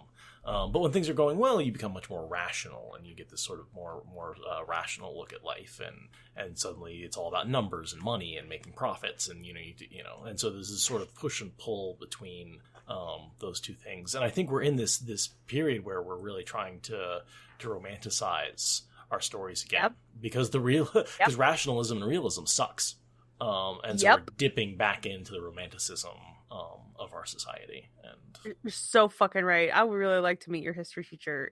But Seth, that's Mr. Orberdorfer. Mr. Orberdorfer. We all called him Mr. O. One of the best teachers of all time. I actually have one of his lectures around here. I should send. I went back for. I actually went back to my 5-year high school reunion, which was a mistake. But I did get to go to his lecture again, and like he gave sort of a. I'd almost call it an overview of his philosophy kind of lecture, just like a summary of it, and I recorded it on my iPhone at the time, and it's a shitty quality, but I still go back and listen to it every once in a while, and I'm just like, oh, Mr. O, you're great. That's awesome. So his whole philosophy on life, when you talk about teachers who really like make a difference in your life, like Mr. O was a big I think all of us nerds had that one or two adult figure. And I find it's very interesting. It's most of the time not somebody within our family or extended family. It's always an older figure outside of our relatives that speaks to us when we're young and kind of sets our mind thinking on a different path. I think it's very interesting. I really like what you said about romanticism versus rational. That's beautiful, because I kind of worry, the more shit I see about everyone, and it's all people, different backgrounds, different ages, older people, boomers are now like engaging with freaking Zoomers about this escapism stuff, which is great. But I'm loving that dialogue, but at the same time, I keep it with a steely heart, because I'm like, there's a reason, like, you know what I mean, like, and it's a reflection of society. Like I see more people, like they'll just flat out outright say it. I don't think people are realizing their own discourse that you see on social media, because they'll tell on themselves outright, and it's just out there. It's like, okay, you know what? I'm turning off the news. It used to be, right? I can't deal with this anymore. So I'm going to go engage in a pastime. I'm going to go engage in some gardening, or I'm going to go reading, or I'm going to go video games, or I'm going to go. It's like everyone is just flat out saying like, okay, you know what? I can't handle this shit anymore. I'm going to do X, and whatever that X is a lot of people are dumping their money and time into it. So right now with COVID, it used to be kind of somewhat groupish activities. Like if you went to the movies, you would at least get out of your house and you could like go out with a group of friends, and maybe after you were done going to see the movie, you could go to a restaurant. Well, none of that shit's happening. No one's meeting for brunch like they used to. So it's more solitary. It's more and like you said, because of the internet, you can have that like viral interaction. But so it's books, it's shows, it's manga, it's escapism in the solitary, and there's a reason for it. So Speaking of escapism, I just watched The Umbrella Academy season 2, which came out. okay, Have you seen? I know about the Umbrella Academy. I'm really bad with TV. Okay. I'm so bad with TV, so you have to forgive me. I apologize. I just there's a teleportation fighting scene that's just so Slayer versus Perrin. Oh yeah, Where they're like throwing a punch and then teleporting behind them and then finishing the punch. Anyway, I had a point to that, and I completely just escapism TV, and yeah, just like how it's getting outside. yeah. of our Highlanders world. came back. When the fuck did Highlander come back? You know, like everybody made fun of Highlander With good reason. Like people, yeah, exactly, right? Yeah. It was the trope. It is the trope, and I'm like, oh, okay. I mean, cool. Which, okay, I shouldn't say that. That's snobbery, like the Highlander. That's awesome. You do you. But I mean, you gotta say the Queen, the music, fantastic. yeah. But I You're like, I guess I have to admit that. no, it is. But yeah, I just hope whatever people are searching for, whatever wherever they end up in their escapism journey, that it makes them happy enough to fall asleep at night and refreshed enough to wake up the next day and go back to the rational. So that's the only thing I'm worried about as a society, is that the escapism is enough, whatever it is that they find, because that's, I think, when you come into real problems is where people turn to that, and it's not enough. So anyway, dark thoughts. I went and visited my parents for a week. Do they live around Portland? Are they seeing and hearing? They're in Southern Oregon, so they're in kind of rural, middle of nowhere. Got you. Like, I went down to visit them, and the amount of conspiracy theories, the amount of people telling me that my city was burning down around my ears. While you live there, but they're going to tell you how what you're living through is not what you're seeing. Exactly. Okay, understood. And I'm just like, guys, no. I have it on good authority. Yeah, I'm pretty sure. My authority is that I'm going to drive back there as soon as I'm done talking with you and literally live there. But okay. Right. I'm pretty sure my neighbor, who's a mom who got gassed in the Wall of Moms, has a better take on what actually happened than you do. Yeah. Like, I'm pretty sure her story about how they weren't doing anything and got gassed is more accurate. But anyway. So Portland is where they tear gassed that 9-year-old girl, right? Is that where that happened? There's been a lot of kids tear gassed, yeah. But it's all happening in a relatively small space, in a relatively small window of time. Late night, downtown, easy to avoid. Yeah. And I'm kind of finding that out because, like I said, my sister moved to Seattle, and the whole Chaz thing was going on. I mean, she lived like 2 blocks away from it. She was she had to try to move all her shit from Florida, and all the moving companies are like, no, not even going anywhere near that area of Seattle. Fuck you. So that was fun that we had to deal with Joanna.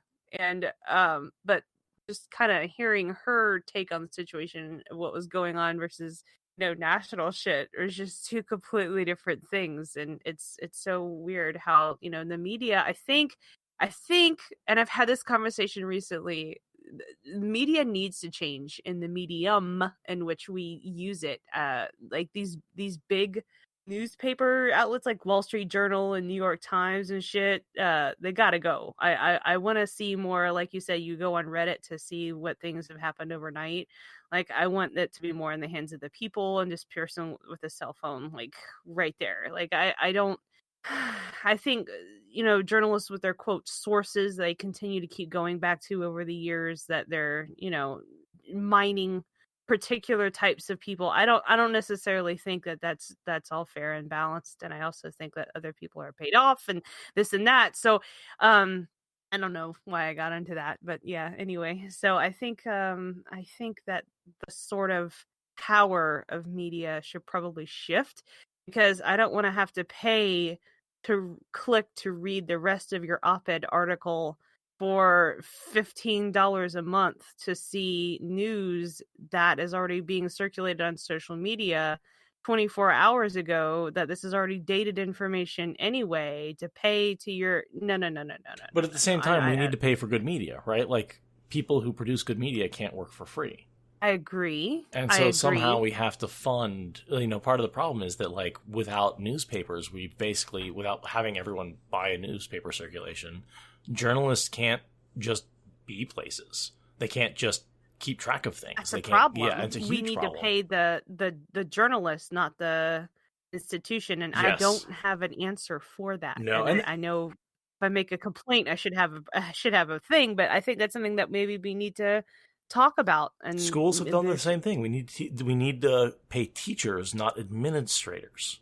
And right. like, we stop paying teachers and we give all that, like, colleges are expensive, not because teachers are making like a shit ton of money. It's because the facilities and the football coach and the events coordinator and the 17 deans and, like, all of those people are making shit tons of money, and they're not really, and it's like, yes, but what about the teachers? And it's like, well, what about the teachers?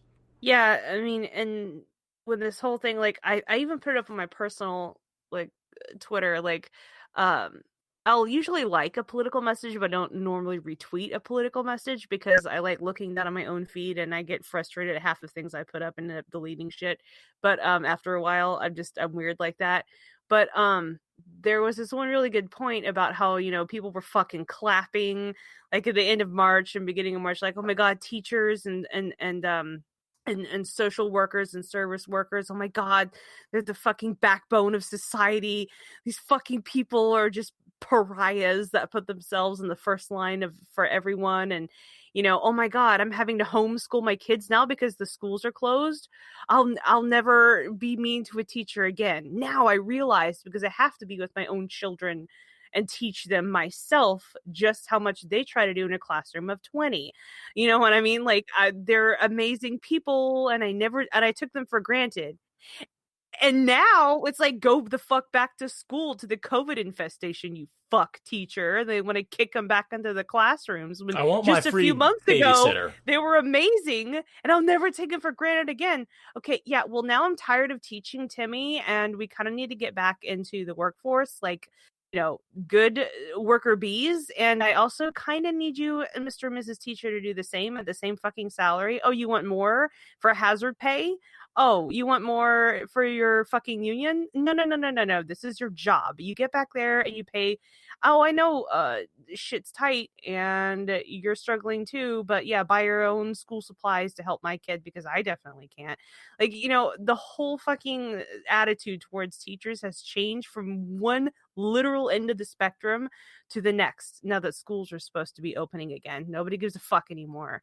Like, damn, like, the whole social commentary on what a teacher's job has just fucking went through the entire spectrum within a summer. Like, that was fucking nuts to me, dude. Like, holy shit. Like, oh. And frontline workers are suffering the same thing. Like, all these people who've worked in grocery stores were like, remember, they were the heroes, but they want an extra $1 more pay? Fuck them. Yeah. They want hazard pay. They want health benefits. These heroes that manned our grocery stores and dealt with the frontline workers that were essential, fuck their health benefits. They don't need health benefits. And can I just say one thing? I'm my struggle today. I want to hear about it. Talk to me, please. I'm listening. Obviously I lost my job because of COVID. Yeah, me so too. I lost my health insurance. Mm-hmm. So I got on Oregon Care health insurance because I don't have a job, which is, our health insurance is tied to my job. And, so great. So I need to go to my PCP. So I call them up and I'm like, okay, I'm on Oregon Care. It's like, oh, we don't take that. And I was like, okay, well, I'll just pay cash. I'm like, no, if you come in and pay cash, they will literally take your health care away from you because we're not in network. Oh, I've heard of this. And so I can't go to the doctor I've had for 8 years to get just a refill on my prescription. I have to find a new doctor. I have to set up a new PCP. It's going to take me 2 months to figure all this shit out. And that's, and then if I do get a job, I lose that insurance and I have to go through it all over again. So what is the point of Oregon Care then? I mean, it is healthcare while I'm unemployed, and if something drastic were to happen, okay, I would I'm not have trying health to be a insurance. dick. No, it's just that like question. my doctor is my PCP is out of network. Oh yeah, that fucking sucks. And because that thing, it's the whole, they put all these restrictions on getting it. Like you can't have enough money to technically pay for your own healthcare, but anyway, you know how it is. It's frustrating. I had an appointment today. I went in to see the doctor and I gave him my insurance card and they're like, oh, we can't see you. What? You're my doctor. What do you mean you can't see me? Yeah, insurance won't let us see you. And it's just why I'm so frustrated with the insurance companies and them just deciding what doctors I get to see. I had jaw surgery and the doctor was like, okay, so we need to take out all 4 of your wisdom teeth. And the insurance company came back and said, you only need to take out 1. How can they possibly ascertain that due to the fact that they haven't seen you or they don't know? That's so fucking crazy. So I guess what their response was, we don't want the surgeon to remove the teeth. We want the dentist to remove the teeth. Dentist. Okay, I understand. Okay. So even though I was getting my jaw rebuilt by a oral surgeon who was going to remove 1 of my wisdom teeth because she had to get in there, she wasn't allowed to remove the other 3 while I was under. So I would have to go into a dentist, go under again, and get a whole nother jaw surgery to get them removed. Just because the way the insurance company wanted to pay for things. That fucking sucks, bro. I can't, I don't know, And it's just, yeah, and that was when I had good insurance. That was before Oregon Care. This was way back when I had insurance through my job. And it's just it doesn't seem to, and the way jobs are, I haven't had a job for more than a year and a half since I've been 25. So the idea of keeping a job and I have to change health insurance every couple of years. Yeah, it's so hard to get any sort of consistent care from a doctor. Every time I want to get care, I have to establish a new PCP, go through that whole process, tell them my history, and then, they want to try all this stuff that I've tried before. I'm like, I tried that with my last doctor. I just need my prescription. Stop. That's fucking wild. It's gonna suck because if you have to wait a couple months until you have to find a new doctor, especially this really sucks. You've been this one person that knows you for 8 years, but here you have to go with a new person. But anyway, that's gonna take, like you said, a couple months process. So in the intervening time, you're without your prescription, and that's gonna do some damage to your body and mind, I'm sure. Yep. There's gonna be because you're used to that medication, and now you're gonna be completely off of it for 2 months, and you're not supposed to go off of it suddenly. Yeah, that's like any medication. That's just par for the course. So and I think there's a lot of people that are having to get up and go to work for months that may be in the same sort of swing state, because I've heard of other people saying the same exact thing. Well, I can't get my meds. It'll be 3 or 4 months until I'm able to get them, or they're having to self-diagnose or self-medicate with other over-the-counter drugs, if you know what I mean. And it's difficult to try to cope in the intervening time, doing the best you damn well can just to live, like you say, in realism. So and how have we set up our society that in a medical emergency everyone loses their Medicare coverage? It's literally the one situation where we all should be covered is during a pandemic, and that's when so many people have lost their jobs and lost their health insurance. Because the job is... Bro, the maddest I get about this shit is when I go to like I said, I'm not really well versed with D&D, but I just started like a D&D group online. Like every Saturday when we do our D&D, I'm like the only American. So for the past like 4 months, like I'll be talking to my friends. So what's it like in London right now? Oh, you're in Brazil. What's it like in Sao Paulo right now? Oh, they can go to their fucking doctor. They can go man. And it's like I have to be the spokesperson for all of America. So what's it like under Trump? Okay.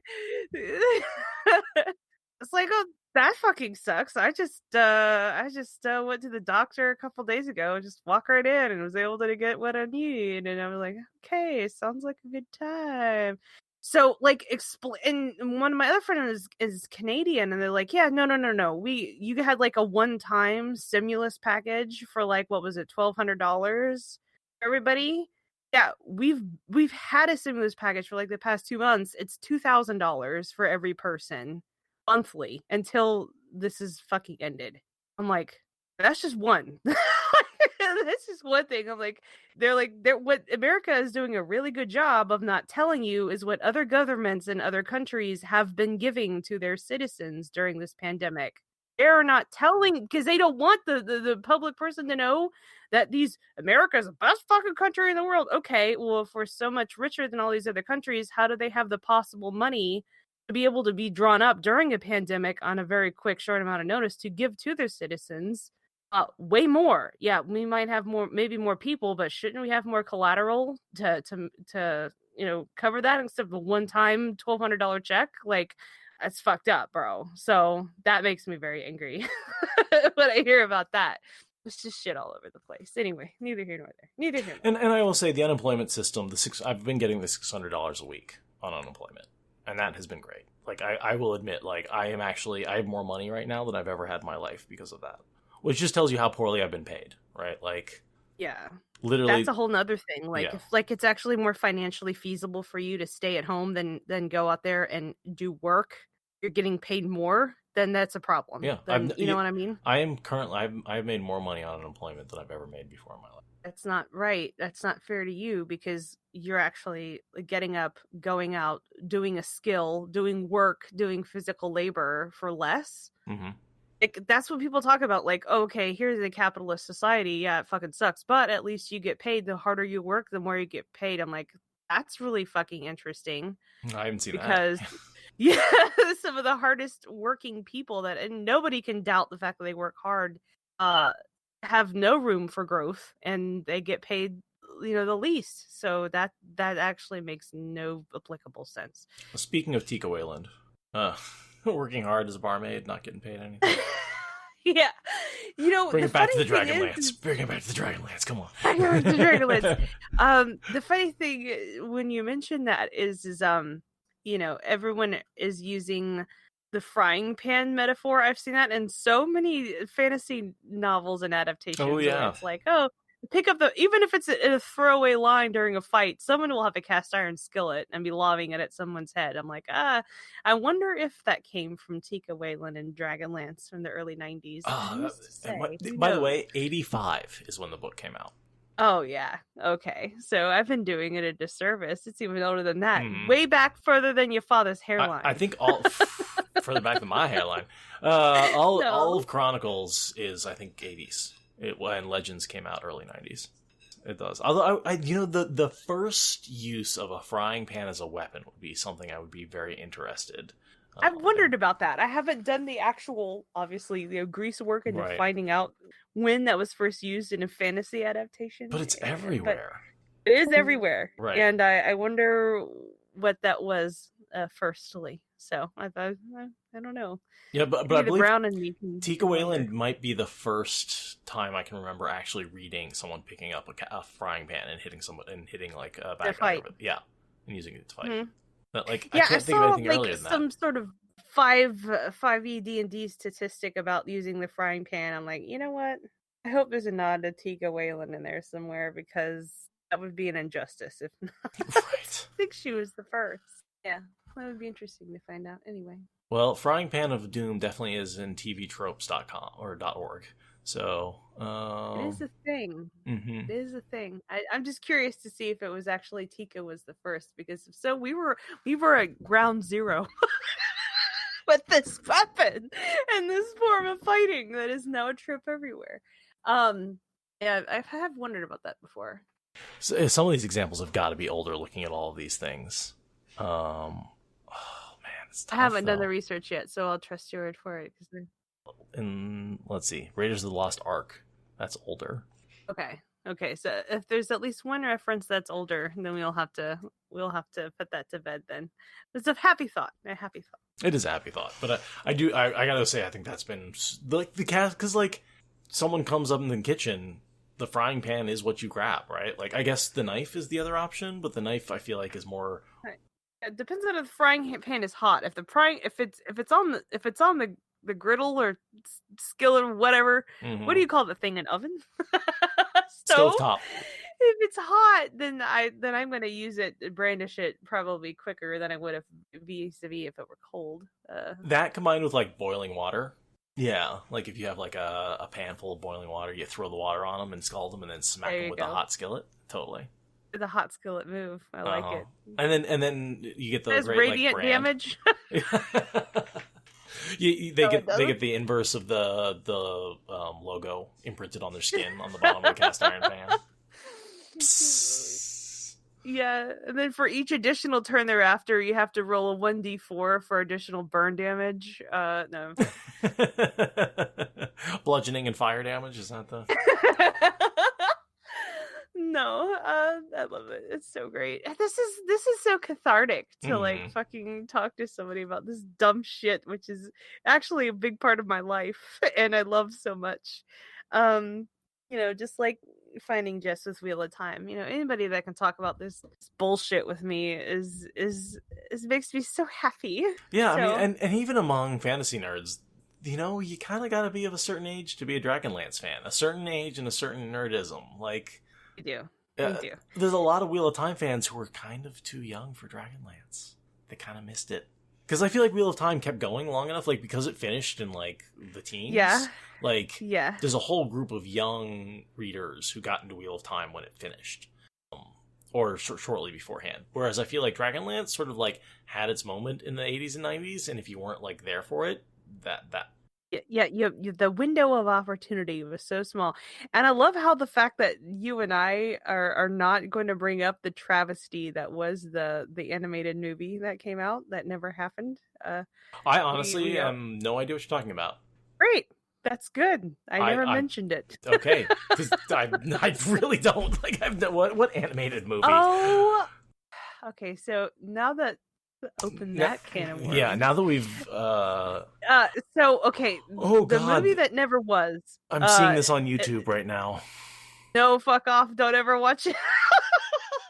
There's a trailer. There's a trailer. Like Weiss and Hickman don't even like it. No. Like it's like the studio ran off with it, and they were tried at first to make it some sort of somewhat budget thing because they somehow nabbed Kiefer Sutherland to be Raceland's voice. Oh wow! Well, Kiefer Sutherland never said no to a project. So bad. Like I don't know how Kiefer Sutherland actually agreed. Oh, Lucy Lawless. Lucy Lawless. Yes. Nice. No, it's bad. Don't watch it. Oh God, the CGI. It's really bad good. CGI for the dragons.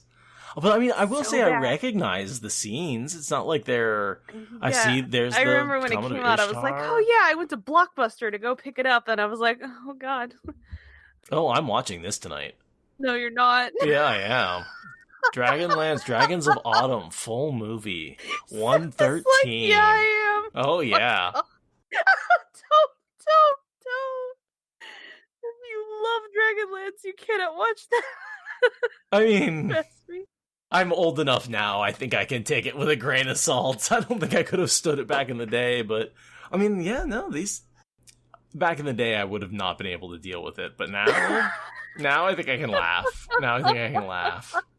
Yeah, that's all you could do. Is you just have to laugh. So if they come out with an adaptation of Dragonlance, like a real version, like a live action. So speaking of Live action animated fantasy novels, okay. you ever seen Flight of Dragons? Bro, okay, so story time. I had no idea what the fuck that shit was. And when I met Chris, he's like, okay, I'm going to tell you the biggest nerd thing about my entire life, but you can't tell anybody. Like, don't worry, this isn't being recorded. No. We've progressed since then, but this is when he was like, still cool, quote unquote. Sure. And I'm like, he's like, yo, you can't. I haven't told anyone this. I'm like, okay, what? He's actually kind of like dragons and shit. Because I was like telling him about Dragonlance, and I really like these books, and like I would go on road trips and I would carry my Chronicles with me, and this is before I got car sick reading, which I can't do this anymore. R.I.P. my freaking soul. But he's like, why do you keep reading the same book? He goes, it makes no fucking sense. Have you read it? And I'm like, yeah, but it's great. And he goes, I don't give a shit. I'm gonna read my book and be happy. Right. He goes, okay, now I'm interested. He goes, you know what? Nobody does this like on their own by themselves unless they like really fucking liked it. And he goes, I like you, and I'm interested in things you want to be interested in, so talk to me about it. I'm like, nah, man, this is too nerdy for you. You need to back off, fam. And he's like, no, I really am a nerd. I'm like, no, you're not. He goes, okay, so let me tell you about this old school movie. He goes, there was this thing I've been trying to find. I forget the name of it. And he would sit there for a long time until he finally found it. And we watched it together for the first time. We've been together for years and years and years and years. We watched Flight of Dragons for the first time like a couple of years ago. He finally found it and we sat down together. He's like, I love this movie when I'm a kid. Yep. It's called Flight of Dragons. Like, and he was like, how I feel about Dragonlance, that's how he was sitting there watching that movie like a little kid again. Like, me too. Like the big eyes. Like he's like, oh, this is it. And I could just tell it was a sacred moment. Like it was a sacred thing. It was a safe space. And we were watching Flight of Dragons, and it was really fucking cool. He shared that with me. So that's a big deal in our house because it was his nerd cred before he had nerd cred. Gotcha. It was Flight of Dragons. I didn't realize at the time, but I think it was the same illustrator that did like the original Lord of the Rings because I had watched that. Yeah, same sort of animation style. Yes. Very much so. I like Flight of Dragons. I thought it was actually great. really like that. I love that he beats the evil wizard in the end just by yelling science terms at him. Trigonometry, chemistry, physics. And he's like, no, and melts and dies. And he's just like, the existence of science is apparently enough to defeat the evil guy. Great. Oh my god, you're so right though. No word of a lie. That's exactly what happened. Oh my god. He's like, no. And it's this whole like true. The evil guy, he beats everybody and he steps out onto the field of victory. And the scientist has been like merged into the head of a dragon. And he's like you get the evil laugh. And in the middle of it you get no. Two objects cannot occupy the same space at the same time. And then he just like pops into existence. And he's like, see, I couldn't have been part of that dragon. Clearly, because science. And it's like, dude, you've just watched magic. Like, you can't deny the existence of magic. You're in the middle of it. Like, it doesn't work. Like, you just watched evidence of magic and you're denying... I mean, I love it. I love that series. No, and the really fucking good. It was really good. Like it made me like sad. Like this Owen girl and that guy hooking up was like a sad moment. Like in the next day or whatever. Like when she like travels to the future to be with him, and it's like Melisandre. Yeah. Oh, Melisandre. Oh, yeah. I got Jesus Christ, Ember. It was I really liked the Flight of Dragons. It had a really cool like Puff the Magic Dragon kind of intro. Like I remember the intro being like dopest fucking intro. Like the intro was a fucking trip. Like Flight of Dragons. It reminds me a little bit. Like, singing. Do you remember the intro to Neverending Story? Bro, Never Ending Story is my shit. The Never Ending Story. Yeah, so in the beginning, they're doing that, like, that flight through the fucking clouds of the nothing, and it's just all those, like, weird, same sort of trippy intro to Flight of Dragons. Absolutely. Yeah, totally. Totally. And I just want to see Falkor flying through that Flight of Dragons as well. Like, question for you. Yeah. Question for you. Would you want to see a Never Ending Story remake? Yes or no? And no. I gotta ponder on that for a minute. Oh, shit! That's a tough one. If only That's because, like, one, isn't it? It's so rife with potential to be just awful. Like, because we've all seen, I mean, I don't know, we've all seen the Neverending Story sequels. I don't know if that's true, but have you seen the Neverending Story sequels? Oh, once, and I almost threw something. No. Like, I'm like, why are you desecrating everything? Have you read? No. Have you read the book? No, I have not. After I saw the sequels, I'm like, I'm not touching the book. I'm not touching anything. The book is better than the movie by a lot. Considering who you're talking to, Yeah. I would actually believe that, and I'll go with that. Neverending Story. For OB Thunder, Neverending Story, we're talking about. But it's Neverending Story. It's actually a German book. Yeah, see, OB Thunder backs me up. The book is amazing, right? Like, yeah. And the movie, The Neverending Story, is only like the first half of the book, and then the sequel is the second half of the book. And like, the book is amazing, and they just butchered the second half of the book with the sequel. Like, it's just, I don't even know. I don't even want to tell you that the second movie is based on the second half of that book, because it's so not. Oh, that's right. I forget the book is written in German and had different colored text if you were in the real world or the fantasy land. Yeah, really? Yeah, green or red, apparently, is what Obi Thunder is saying. That's fucking cool. Because you're with Sebastian. Yeah, you're a reading, Treyu or Sebastian, yeah, depending on whether you're... If you're with Sebastian. Oh, man. No, I that's one of those books that I read. Just like, what was it? Princess Bride is the other one, where the book, I think, is actually, like, as good, if not better, than the movie. Yeah. And I love the movie first. Yeah, I think we all love that movie. Man, you know, Mel Brooks said something in an interview, and I never considered it because I was a kid at the time when Carrie Elways is doing his thing with all the Mel Brooks movies. But Mel Brooks is like, you know, whoever was Carrie Elways' agent at the time, like whoever his management was, did the shittiest job. Because Carrie Elways had the look, he had the acting chops, he had the talent, he had his name out there.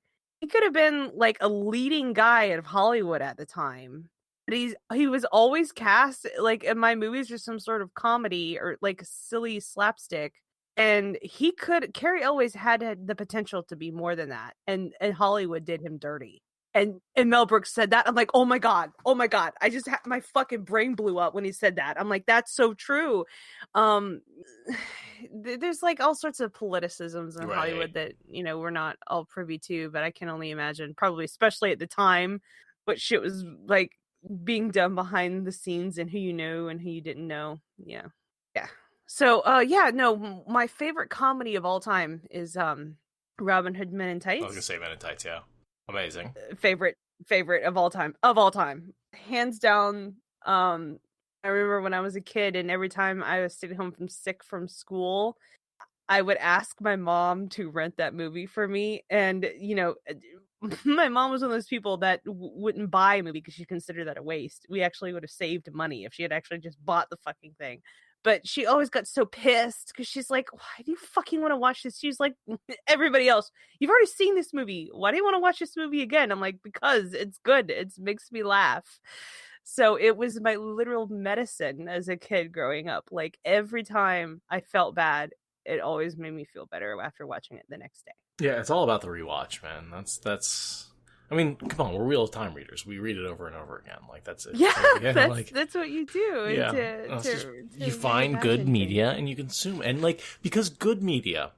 Here's my opinion: good media cannot be fully understood in a single consumption.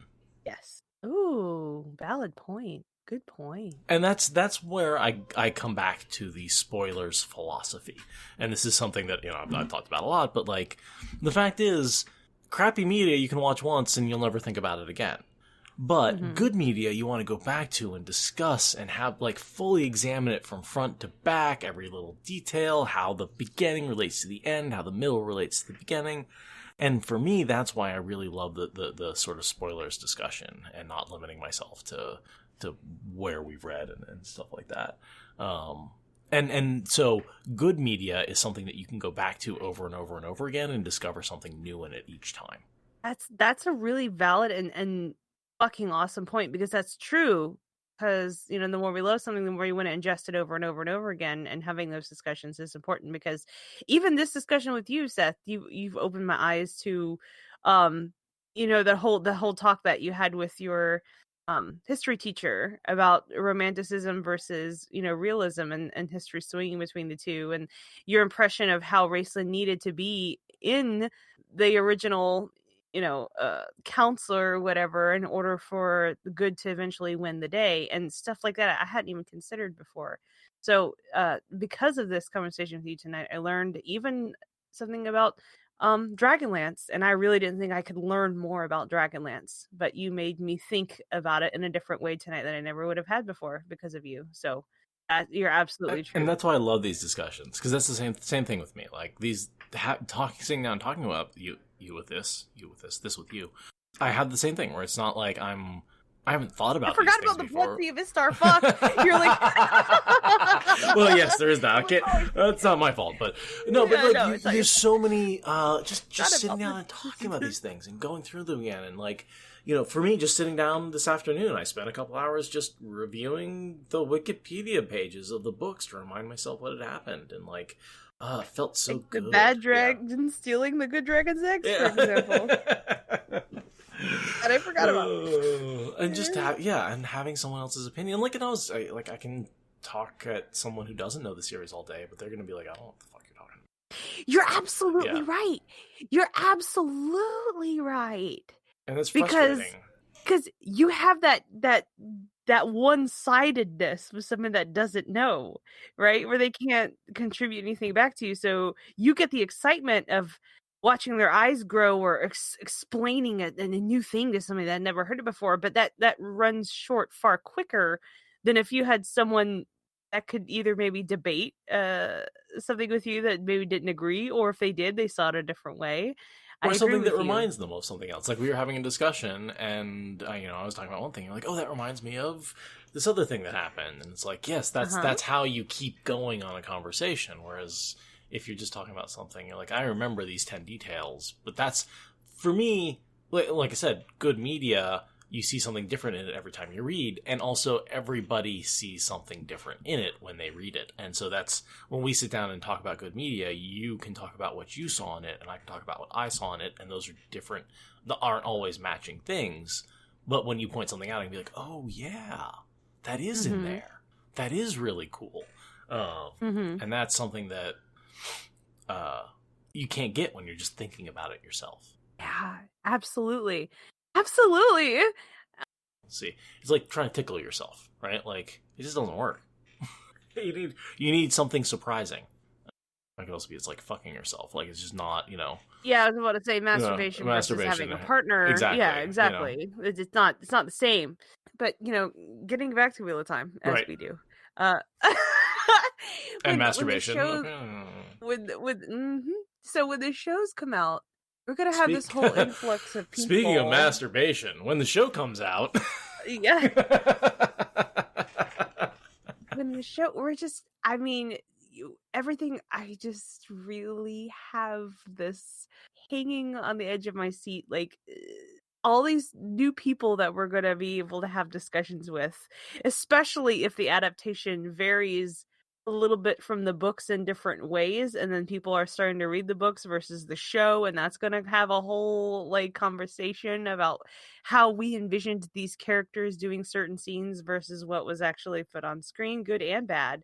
But just having an opening heart to anything we're able to see in another medium, because I'm like, okay, you're remaking it, we'll still have the originals, this just gives us a new dialogue to open up and talk about something else. So I love that we have all this media around Wheel of Time that we've been producing before the show comes out, so that we have our opinions, and like all this stuff is documented, so that we can be like, well, also it's going to be our, you know, nerd cred. And people are like, Oh, man, yeah. Wheel of Time, yeah. have you heard of it? We're going to be like, have I heard of it? I believe I've I've heard done a of podcast on it for 3 years. Thank you very much. La, la, la, la, la. No. So yeah, I do. Why I'm don't on you the come? edge of my seat. You could be like, why don't you come to my fucking convention based on it. Yeah. I do. Same way as you. I feel like I'm on the edge of my seat. And like, especially with this COVID thing, like I was so expecting to be watching Wheel of Time right about now. Mm-hmm. Or at least getting a fucking trailer at this point, you know? It's gonna happen. It's gonna happen. When we do, oh man, it's gonna be crazy. That first trailer. Are you talking about this Billy Zane thing that we Oh, shall no, not fuck be that. named? No. The first actual trailer is going to be amazing. Yeah. No, we don't talk about Winter Dragon. We don't talk about that. It's never happened. There's no war in Ba Sing Se. The Winter Dragon does not exist. Oh, speaking of, that's going through a whole thing today. Oh. I saw, yeah. Well, of course, Netflix is doing a live action. Why are you... Stop adapting live action anime. Stop it. What's the point? Like, what anime has been adopted to live action and that's been successful? Name one single. Okay, anime. So they were considering doing a Cowboy Bebop live action. I don't know if that's still in the works or not. That that might be doable. That might be I was about doable. to say, that is a possibility that I'm not opposed, nor am I happy about it. I am cautiously neutral about that. I'm like, But Bebop is so smooth. I mean, how do you reproduce that? Like, you can't, like, it's just so cool.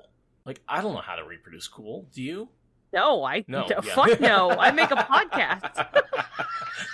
We're like, no, we have no idea how to reproduce cool. We have no idea. Yeah, no idea. No. It's all coming out Millhouse. Let's get back to books. Back to book. No, that's people are like, oh, aren't you so excited to review the shows? I love that voice, Seth. You need to have a character where you use that voice. Oh, that God. fucking voice is gold. You need to use that more. It's perfect. No, thank you. That's actually my natural voice. I'm faking the podcast voice. This is my podcast voice. This is my actual voice. That's my my Steve Urkel, I believe. Is the one. Oh yeah. Oh yeah. Another thing kids. Can I do that? Yeah. I must make like 15 references a day, and then like I pause, and then I turn to someone and be like, "Yeah, the kids wouldn't know anything about that." Yeah, I realize how old I'm getting with my references. It's a barometer of how irrelevant I'm becoming. My roommate is 26. I'm 38. I make all sorts of references that he does not get.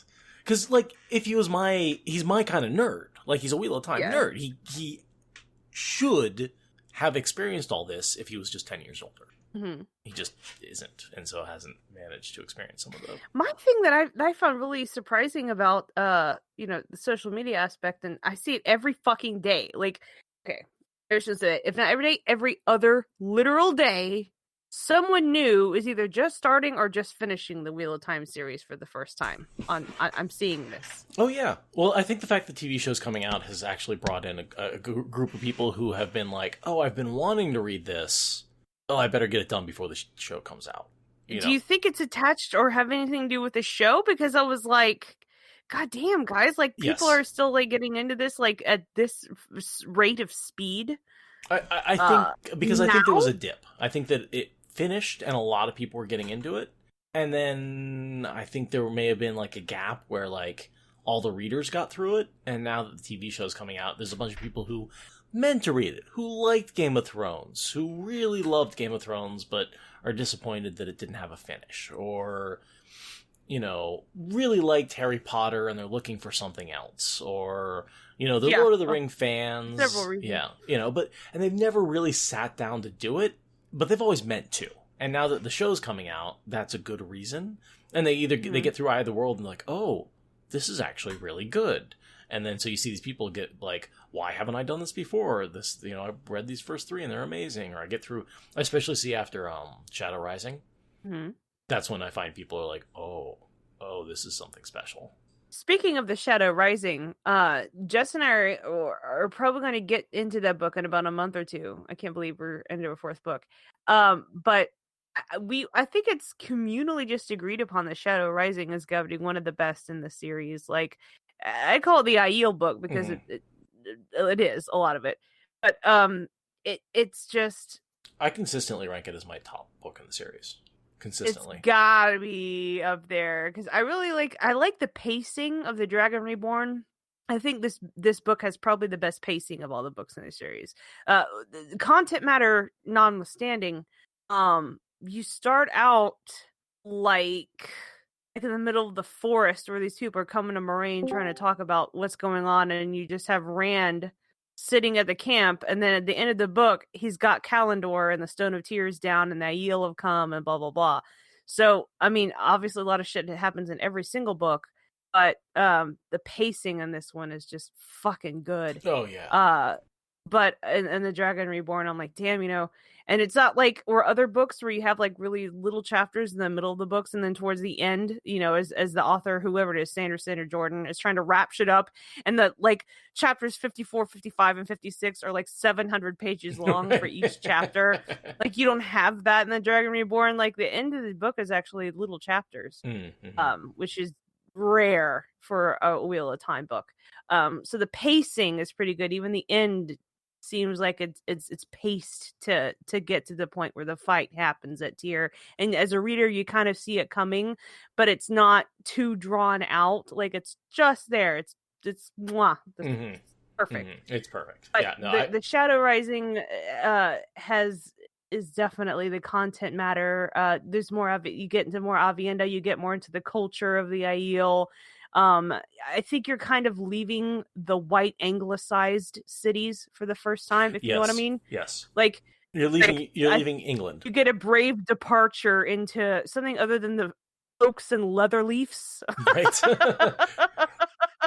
of the world, and even he kind of tried to teach a little bit with like the Florida of Ilion and Tyr, but it's not enough.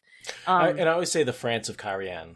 Yes, you did get a little bit, especially in the Great Hunt. But I really feel like you start getting into the fantasy of world building and culture differences in the Shadow Rising, which to most fantasy readers and escapism people, which is why you're doing this in the first place, especially when you get to book 4. I mean, you're kind of invested at that point.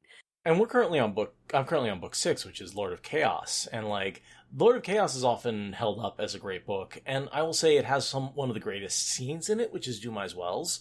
But as a book, it's not nearly as well paced as Shadow Rising. Yeah, and the Shadow Rising, I really feel immerses you more into the world because, okay, I want to be honest, like, I didn't really on my first read through catch how Cairhien was kind of France. I mean, I kind of knew that they were a little bit different in the color and the dress, that they wore. But they still had a king, or they still had a council, right? And it was still white, kind of anglicized European versions of culture. Even Tyr and Ilion have like a Spanish conquistador kind of European culture, and it wasn't enough. But getting into the Waste and hearing the people talk about their code and the way that they speak, even the sentences, is not like how you and I speak. You know what I mean? It's I really like that. I think a lot of people do, just for the differentiation of it. So yeah, that's just my personal opinion. Anyway, talking about work. It always comes back to work, doesn't it? Oh, but I mean, Wheel of Time is life. Life is Wheel of Time. Yeah. These seasons come and seasons go. Well, I'm actually probably just about done for the night. I think 2.5 hours is going to be enough on this one. Yeah, we had a good time. That was a blast. I had a lot of fun talking to you about Dragonlance. Me too. Yeah. I really thank you for having me come on and extrapolate on all sorts of different silly things. And, it was my pleasure. Especially for talking to you about this. So, so have us on anytime. Jess and I would love to are your friends and be around. So definitely, yeah. And vice versa. Okay. You got to get me on now that I can. I mean, I think I can avoid spoilers. We'll see. No, if you come on, like, we do bonus episodes and we can do spoilers, and I think it would actually be funner with you and to talk about spoilers, just like you said, about having that dialogue. So, okay. Well, yeah. Well, I thank you, Seth, and I hope you have a good evening, and thanks, guys, for hanging out with us. Well, and thank you so much. I really, really, really appreciate you coming on and just having this conversation. And like, and I love that this all came from fucking Twitter being like, Raceland is the man. Fucking Raceland's the man. Because I've seen you say that so many times. I'm just like, fuck yes. Raceland, okay, like, I know how that you had that meme that was going around a little while ago where your top 4 fictional characters, name the top 4 fictional characters or whatever of your life. That was a thing going on for a while. Sure. Anyway, Raceland is one of them. Another one is Grath from Weiss series. And then another one is Prompto from Final Fantasy, and I don't know who my 4th was going to be. It's a toss up there, but Raceland is definitely in my top 4 of all time. So, thank you very much. Well, and as with Raceland's eyes, he sees all things ending, and so too must this podcast. So, and at that, I'll have to go. On that note, all right, bye. I'll see you later, Seth. Thanks so much. Bye. Bye.